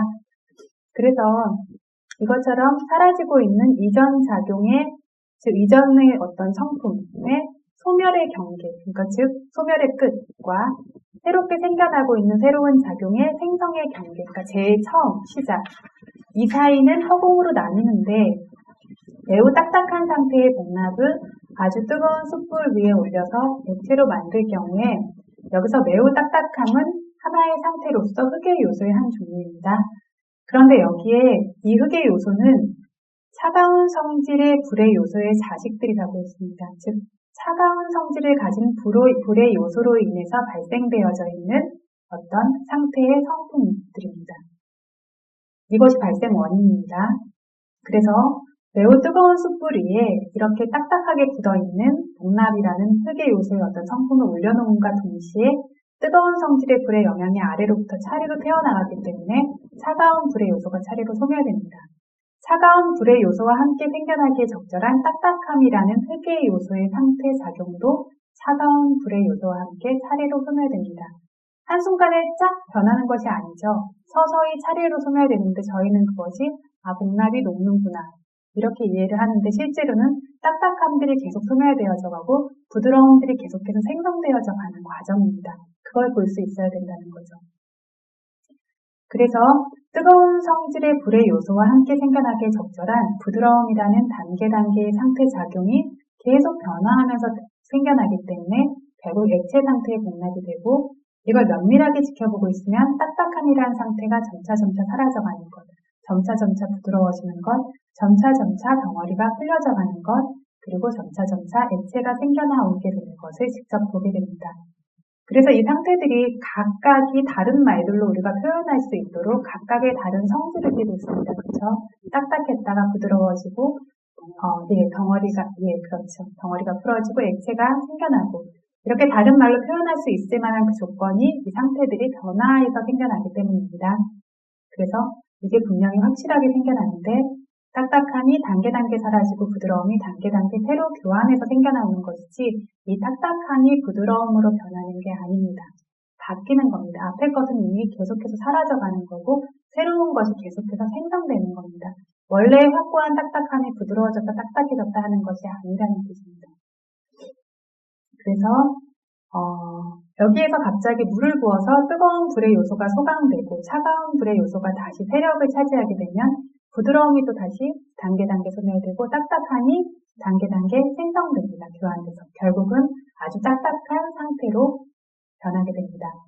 그래서 여기에서 이게 복납이다, 이게 고체다, 이게 말랑거리는 복납이다, 이게 복납액이다 이렇게 표상으로 개념으로 덮여진 법들을 마음에 두지 말고 딱딱함의 상태, 부드러움의 상태라고 하는 진짜 흑의 요소라는 그 성품만을 지혜로서 보아야 할 것이다 라고 했습니다.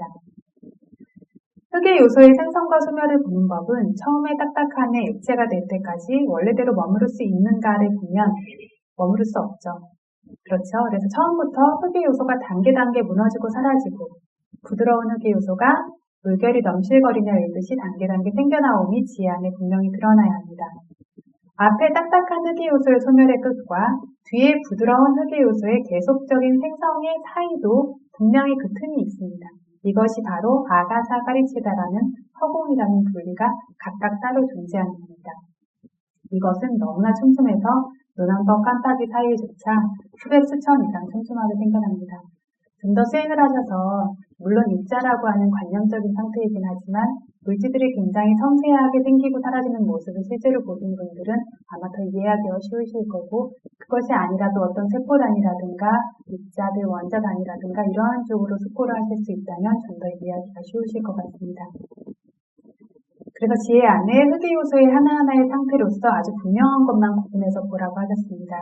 그렇지 않으면 너무 어려울 수 있으니까 딱딱함의 모임 하나, 부드러움의 모임 하나, 백지의 모임 하나 이렇게 세 부분으로 나눠서 볼 수도 있습니다. 소멸을 볼 때도 이렇게 깨끗이 한 부분씩 나눠서 볼 수 있어야 하는데 또한 백지에서 매우 부드러운 흙의 요소가 딱딱함으로 반대 방향으로 역방향으로 될 때에도 원래대로 이것이 원래 모양으로 머무를 수 있는가라는 방식으로 알라고 하셨습니다. 그래서 아가사 바리치에다 아가사 바리치에다 이런 얘기를 하는데 아가사는 허공이고 즉 쓰고 긁고 마찰하고 충돌할 수 없는 허공을 뜻하고 바리치에다는 분리하고 나눔을 뜻하는데 물질 깔라파 입자들 사이의 공간을 아가사 혹은 바리치에다 이 둘을 합쳐서 아가사 바리치에다 허공이라는 분리다라고 말하고 있습니다.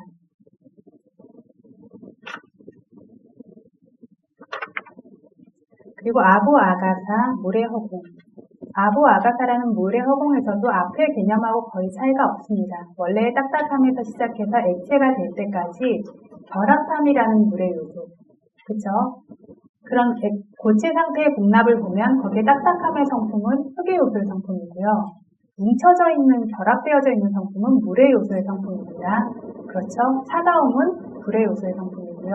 그런데 결합함이라고 하는 물의 요소가 단계 사라져서 흐름이라고 하는 물의 요소가 단계 샘물이 솟아오르듯이 생겨나는 모습. 다시 액체 상태에 있는 흐름에서 시작해서 원래 딱딱함이 될 때까지 흐름이 단계적으로 사라져서 결합함이 그리고 묶어놓는 것이 단계적으로 생겨나는 모습을 허공이라는 부위로서 나누면서 보라 했습니다. 때조 아가사 불의 허공도 차가움의 단계, 뜨거움의 단계를 구분해서 보면 되겠고 와요 아가사라는 바람의 허공도 버티고 뻣뻣하고 팽창함의 단계에서 움직이고 이동하는 단계로 그것들이 바뀌는 것들 그리고 다시 반대 방향으로 보시면 됩니다. 그래서 이 복납 덩어리 하나에서 4대 요소가 생성되고 소멸되는 것과 그 사이의 구분들을 명확하게 보실 수 있으면 우리 자신의 몸, 중생들의 몸뿐만이 아니라 돼지나 수미산이나 이 모든 것들을 그렇게 본질적인 요소로서 볼 수 있는 눈이 생긴다는 뜻입니다. 생기시는 것 같습니까? 그래서 수행이 정말로 수다원에 도와가려 어떤 사람에 도와가려 어떤 이러한 식으로 단계로 설명하지 않아도 정말로 굳건하게 어떤 수행이 변하게 돼서 완전하게 달라지게 되면 이 세상을 이렇게 보고 있지만 온 세상이 완전히 다르게 보여야 된다고 했습니다. 그것이 이런 종류의 말인데 지금 저희가 여기서 다가가는 것은 관념적으로 약간 지식적으로 다가가는 것이지만 수행을 통해서 바뀐 것들은 떠올리려고 숙고하지 않아도 온 세상이 이미 그렇게 보이는 것이죠. 그래서 이 안에 실제로 존재하고 있는 법칙들로서 보이게 되어졌을 때 외면적인 그런 표면적인 표상이라든가 그런 관념적인 것들에 속지 않고 실제의 마음이 있을 수 있는 힘이 생기게 되는 것이죠. 근데 지금은 아직 수행이 그러한 단계에 다다르기 전에 어떤 인식적으로라도 지혜로서도 그것들을 인식할 수 있으면 속지 않고 바른 견해를 가질 수 있고 또한 그곳을 향해서 가려고 하는 마음이 될 수 있다고 생각하기 때문에 이러한 종류의 지금 이야기를 하고 있는 것입니다. 그래서 지금 복납에 대해서 이야기하시고 등나무 막대기로도 비유를 해두셨습니다. 그래서 이 등나무 막대기의 비유까지는 이야기를 해야 좀 한 챕터가 끝날 것 같으니까 여기까지 이야기 계속하겠습니다. 이 경우에는 한 뼘 정도 길이의 곱게 뻗은 등나무 막대기. 등나무 막대기는 분명히 잘 꺾어지지 않고 유연성이 있기 때문에 저희가 여러 가지 가구를 만들기도 하고 하지만 사실 굉장히 딱딱하죠.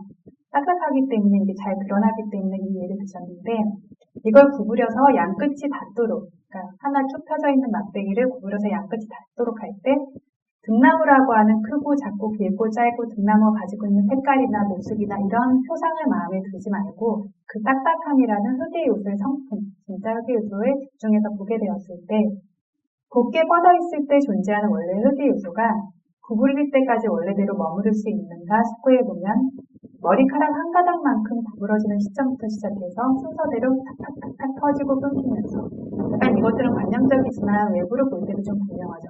퍽퍽퍽 하면서 이것들이 변화해가면서 생기는 것을 등나무가 점점 이렇게 충격을 받으면서 구부러지는구나가 아니라 그 안에 하나의 성품이 생기고 사라지고 이것으로 보실 수 있어야 된다는 겁니다. 그래서 이것이 탁탁탁탁 끊기고 퍽퍽퍽퍽 소멸되면서 사라지는 것과 새로운 딱딱함 사람들이 밀어닥치듯이 파도치듯이 단계 생겨나는 것들을 지혜 안에 볼 수 있습니다. 여기서도 매우 촘촘한 허공이라는 분리가 탁탁탁 하는 그 사이에 좀 개념적이지만 그렇게 보시면 좀 이해가 쉬울 거라는 얘기입니다. 그렇게 볼 수 있어서 이러한 끊어짐들이 계속 연결되는 것, 그리고 그 끊어짐 전에 부분들끼리 계속해서 끊어짐을 사이에 두고 연결되는 모습, 부분들이 계속 연결되어지면서 변화되어지는 모습을 볼 수 있습니다. 이걸 다시 펼 때에도 이같이 보시면 됩니다. 그래서 빠타비 아가사라는 흙의 허공을 명확히 이해할 수 있으면 그 딱딱함과 함께 생겨나는 물의 허공, 불의 허공, 바람의 허공들도 자연스럽게 볼 수 있습니다.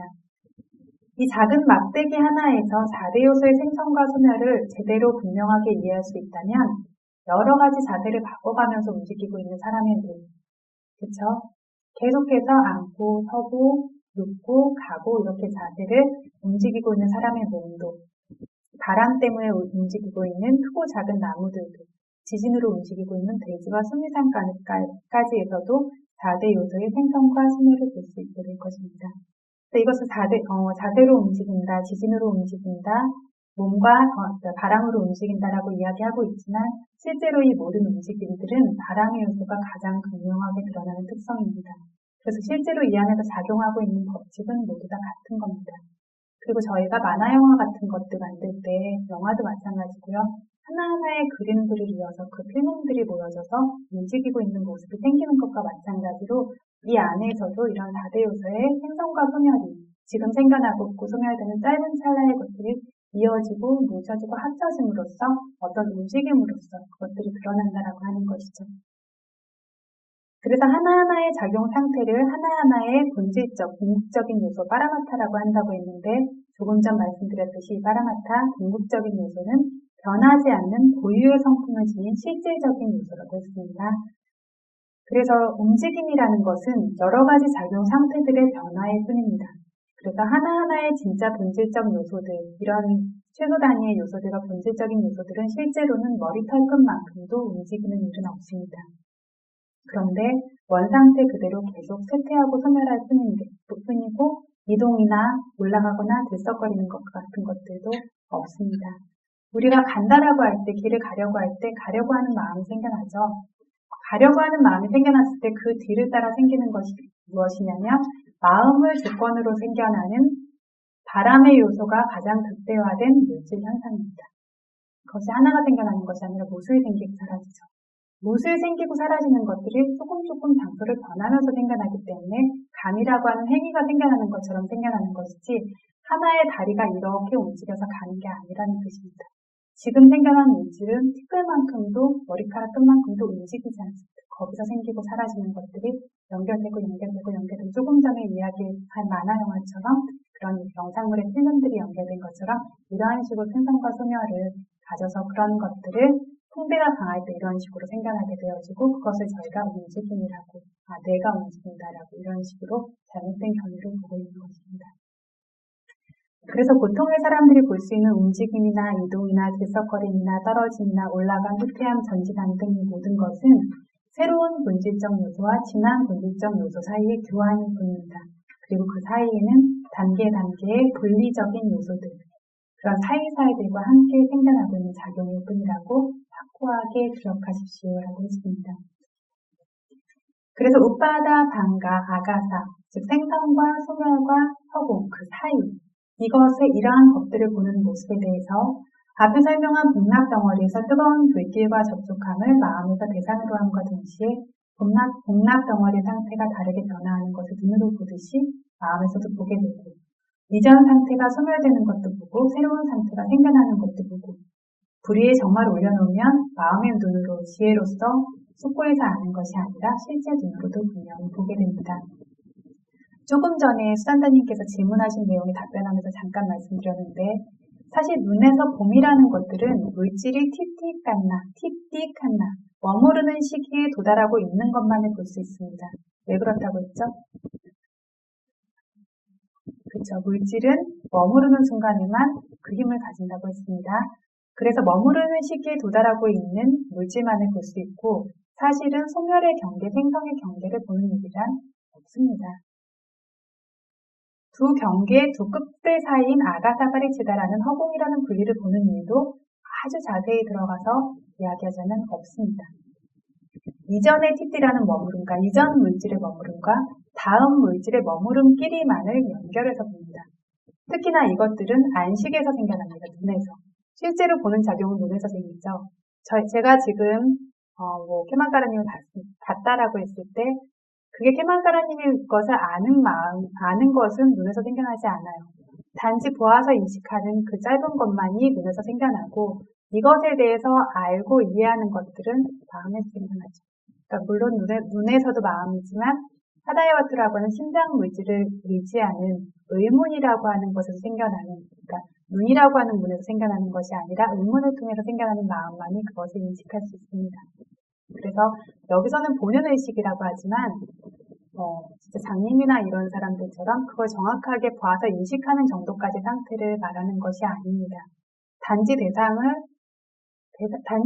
그냥 인식하는 것, 무엇이라고 구분할 수 없는 그 정도의 상태라고 이해하시면 되는데 이것이 생기고 사라지는 것을 눈에서 대상으로 취하고 그 다음엔 반드시 여기에서 안이 따라오게 되는데 여기에서 그 본 물질들끼리를 이 마음이 알게 되어졌을 때 서로 상태가 같지 않다는 것을 의문, 마노드와라를 통해서 보게 될 때 그 변화를 이해하게 되는 것이죠. 방금 전에 봤던 것이 사라지고 없고 다음 것들이 있다라는 것. 이것이 실제로는 인식하는 방식입니다. 그리고 그렇기 때문에 세상 사람들은 어떤 누구도 변화가 있을 때 그 변화를 인식할 수 있는 눈을 가지고 있죠. 그래서 그것들이 실제로 생성의 처음과 소멸의 끝을 분명하게 인식할 수 있는 것은 아니지만 그것들의 머무름과 머무름 사이의 변화라고 하는 것들을 마음이 분명히 인지할 수 있습니다.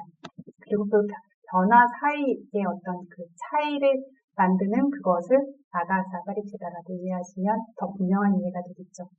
그래서 앞선 상태가 소멸되었다고 알고 새로운 다른 상태가 생겨났다고 알고 상태끼리 다르다고 나뉜다라고 합니다. 처음에 눈에서 분명 인식하는 것들은 안식에서 생겨났고요. 마지막은 의식에서 생겨났다라고 이렇게 아시면 됩니다. 그래서 안문이라고 하는 눈의 문에서 생겨난 것과 마노드와라라는 의문에서 생겨난 것의 차이가 있다라고 아시면 됩니다. 다시 한번 설명하자면 원상태, 이전 상태가 사라진다고 아는 것이 바로 물질의 소멸을 아는 거고 새로운 다른 상태가 나타난다고 아는 것이 새로운 물질의 생성을 아는 거고 상태가 나뉘네, 구분되네라고 아는 것이 허공이라는 분리를 아는 것입니다. 이것을 저희가 안다라고 해도 복납 덩어리라고 하는 형태라고 하는 관념적 표상을 마음에 이렇게 물이 이미 들어있는 것처럼 얼룩이 들은 것처럼 집착하고 있기 때문에 마음에는 그러한 형체만이 우위를 차지하고 있습니다.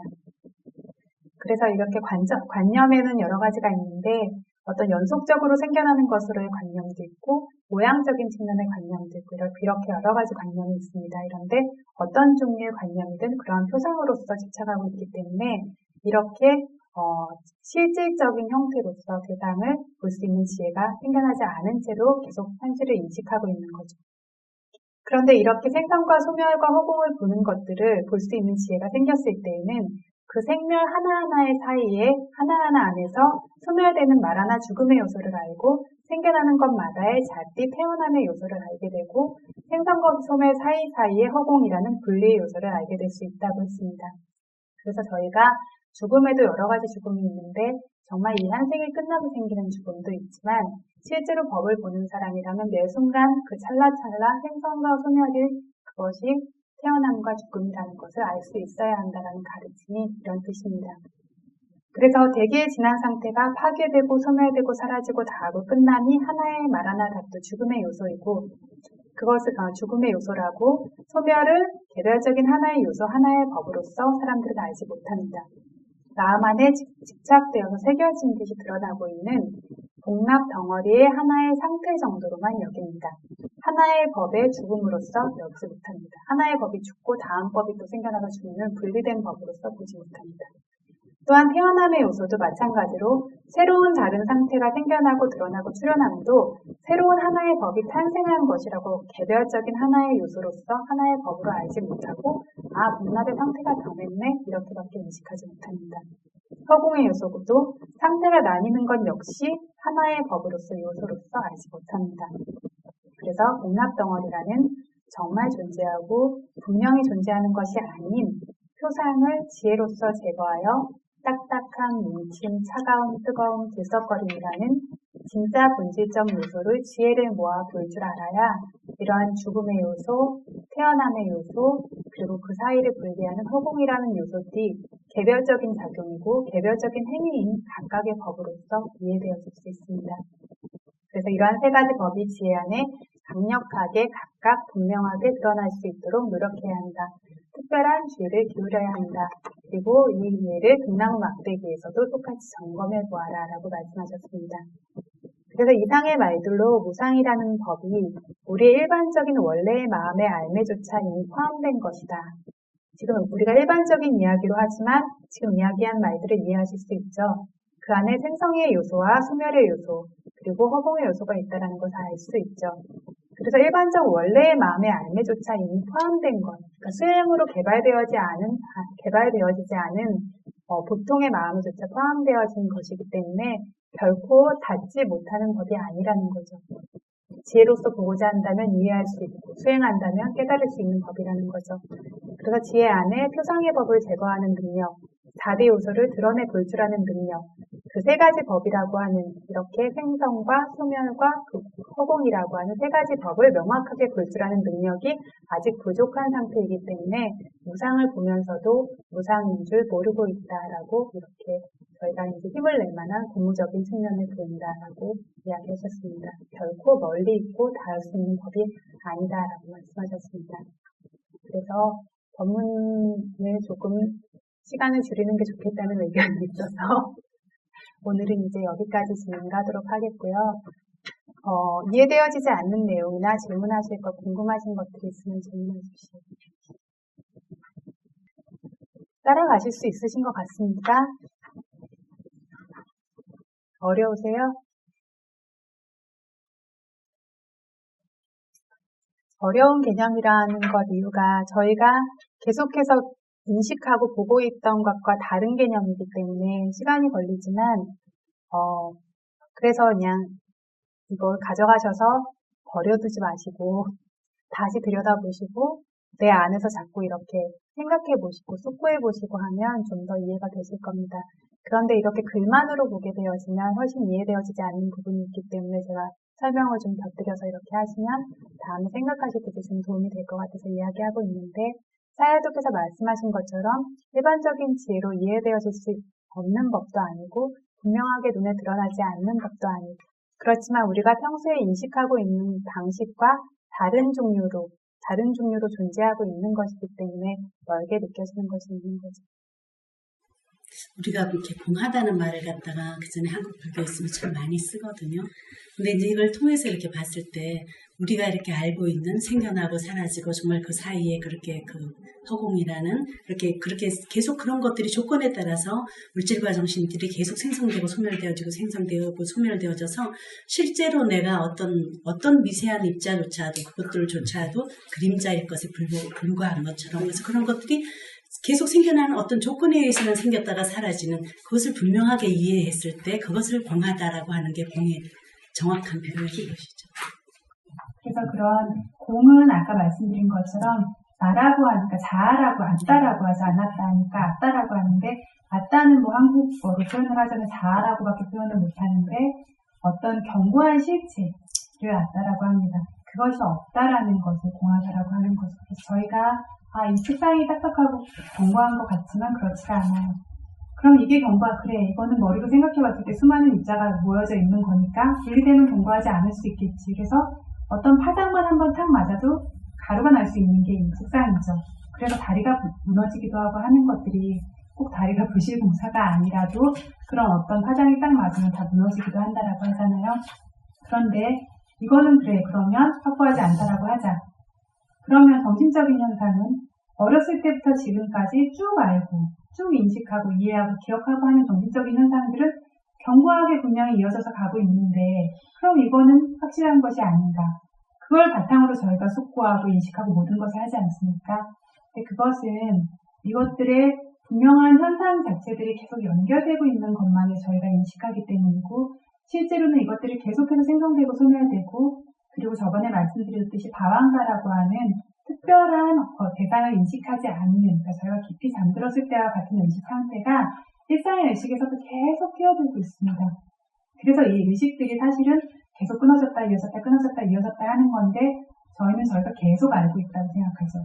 계속 알고 인식하고 계속 뭔가 할 수 있는 뭔가가 있다라고 생각하는데 정말 수행을 통해서 지혜의 눈이 생기게 되어졌을 때에는 이러한 의식 작용조차 계속해서 사라지는 것들, 계속 연속적인 것이 아니라 그런 것들을 보게 되고 이것을 보지 못한다면 계속해서 사라지는 연속적이지 않은 것들이 고통스럽다는 걸 절대 이해하지 못합니다.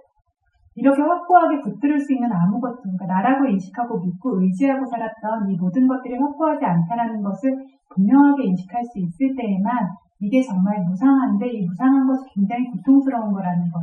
그리고 거기에 견고한 실체, 자아라고 표현하는 견고한 실체라고 할 것이 하나도 없이 끊임없이 무너져 있다라고 하는 것을 그때 가야 이해할 수 있습니다. 그래서 저희가 물질적인 현상의 생성과 소멸을 보는 지혜의 단계가 되어도 정말 무상하구나 하면서 엄청난 신심이 생겨날 수 있지만 기쁨이 많이 생기죠. 실제로 부처님께서 말씀하신 것처럼 생성과 소멸을 끊임없이 볼 수 있는 그런 지혜가 생겨나고 그래서 기쁨이 많이 생기는데 실제로 지혜가 더 성숙되어져 가서 물질 현상뿐만이 아니라 정신 현상까지 계속 무상한 걸 보게 될 때는 기쁘지 않습니다. 그래서 저희가 지금 여기 서 있는데 땅이 계속 무너져 내리고 있다고 생각해 보세요. 지진이 생겨서 얼마나 무섭고 두렵겠습니까? 그렇죠? 그래서 계속해서 무너지면 뭔가를 붙잡고 싶은 게 사람의 마음이잖아요. 그래서 정신적인 현상이라고 하는 우리가 나라고 믿고 있는 것들이 무너져 내리는 걸 보게 되면 그래서 무상하니까 고통스럽고 그것은 정말 실체가 없는 것이다. 이거는 실제로 수행을 통하지 않고는 분명하게 이해할 수 있는 개념이 아닙니다. 그런데 실제로 수행을 통해서 분명하게 이해하게 되었을 때는 상상하지 않고 끊임없이 무너져 있고 거기에 나라고 할 수 있는 내 마음대로 할 수 있고 내가 붙잡을 수 있는 견고한 실체가 아무것도 없다라는 것을 인식할 수 있고 그렇게 되어졌을 때에만 이 조건 지어진 법들에 묶여있는 그 가려와 집착이 풀려나게 되죠. 이게 내 거라고 생각하고 견고하고 믿을 수 있고 좋은 거라고 생각하니까 꽉 붙들고 있죠. 정말 믿을 수 없고 두려운 것이고 실체가 없고 내게 아니라는 걸 알 때 놓죠. 놓게 되어졌을 때 그래서 마음이 열반도 갈 수 있는 겁니다. 이 주권 지어진 세계에서 벗어나는 것으로. 또 뭐 궁금하신 거 있습니까?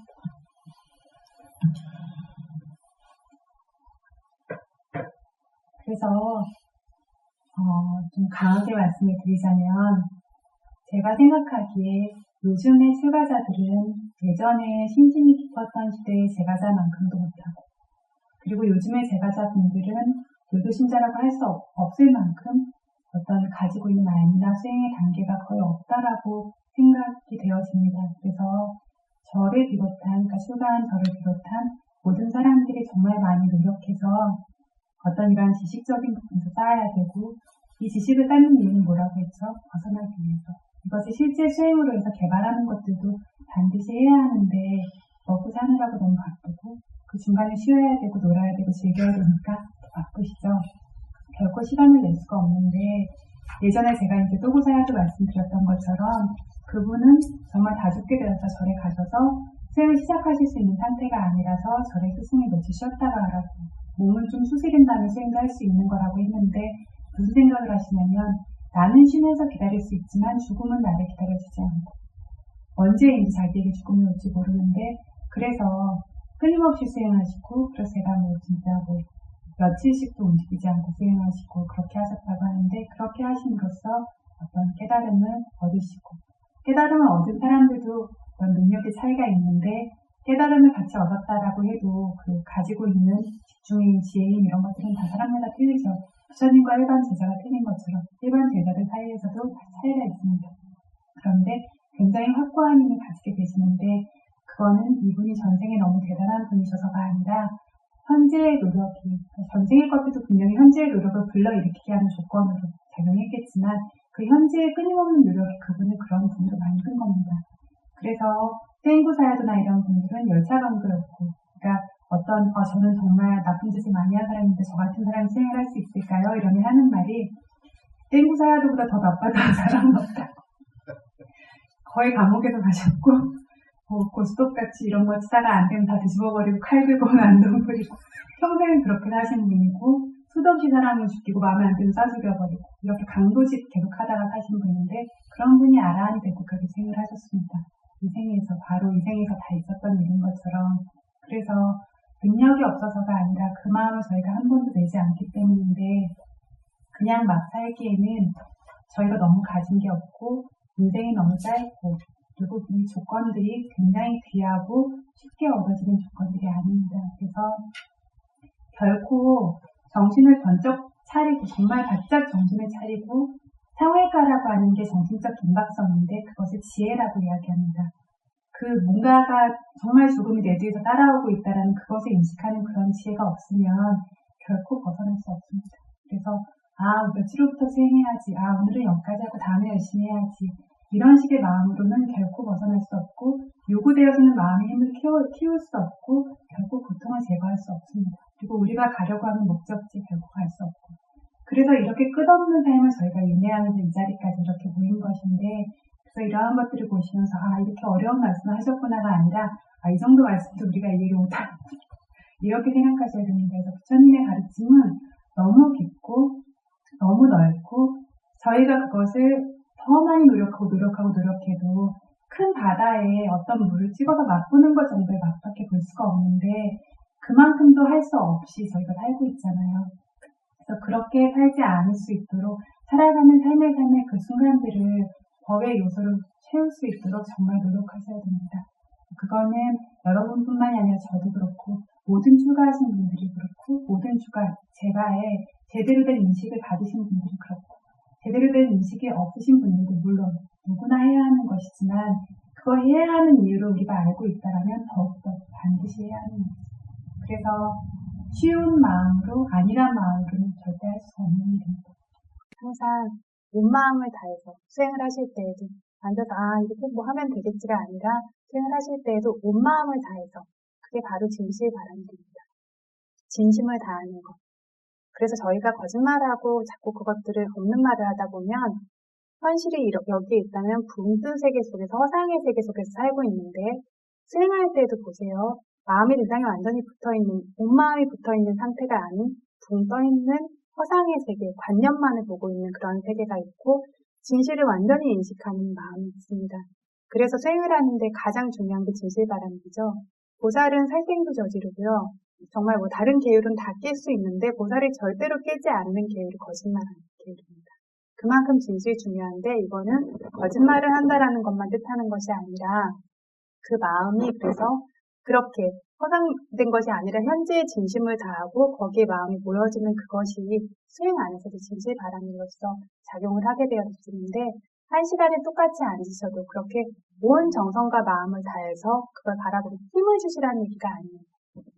가야지 이렇게 힘을 주는 게 아니라 정말 정말 아끼는 자식이 아플 때 뭔가 정말 가서 이렇게 마음에 확 가서 이렇게 살펴보는 것처럼 괜찮아? 이게 아니라 이렇게 살펴보는 것처럼 온 마음이 거기에 이렇게 모이는 이거는 힘주고 뻣뻣한 마음이 아니라 굉장히 섬세하고 부드러운 마음입니다.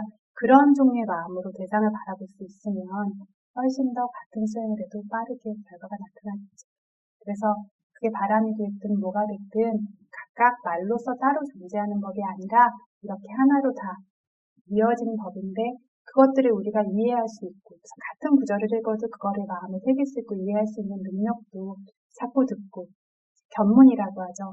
보고 듣는 견문, 내 안을 들여다보는 견문. 더 중요한 건 내 안을 들여다보는 견문입니다.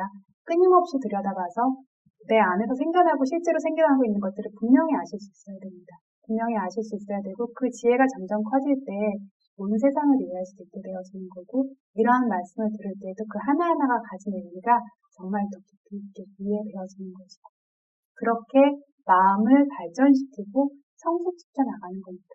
그게 마음의 성숙이고 발전이고 그게 수행이고 그리고 그게 불자들이 사는 방식입니다. 그거를 잊지 않으실 수 있도록 그래서 몸의 고통, 상황의 고통 이거는 지금도 있고 앞으로도 있을 거고 지금 돈이 없지만 다음에 더 없을 수도 있어요. 지금 일이 많지만 더 많을 수도 있고요. 몸의 고통이 나아지면 다른 고통이 생길 수도 있고요. 이 모든 고통은 언제나 존재하고 있고 이걸 제거하는 게 아니라 반드시 모든 것들이 고통으로서 존재한다는 걸 이해하는 게 수행의 시작입니다. 이걸 제거한 다음에 수행한다라고 하면 그 사람은 절대로 수행할 기회를 얻을 수 없습니다. 공부할 기회도 얻을 수가 없고 이 모든 조건을 연료로 삼아서 마음을 개발시키는 그것이 저희가 가야 되는 목적이고 그렇게 되어졌을 때 이 모든 것을 법으로 볼 수 있는 그러한 성숙된 힘이 생기는 겁니다. 그래서 이 말을 잘 기억하셔서 저희가 사는 이 삶들이 헛되이 가지 않고 정말 해야 될 것들을 정말 정신을 번쩍 차려서 살 수 있는 삶으로 정말 해야 될 것들을 하면서 살 수 있을 수 있도록 그렇게 노력하시는 계기가 되기를 바랍니다. 사두, 사두, 사두. 리당노 분양 아사와카야와한 호두 리당노 분양 니빠나사 가짜요 호두 이망노 분야바강 사빠사따나 바질마 삭베사따 수키따 바완뚜 사두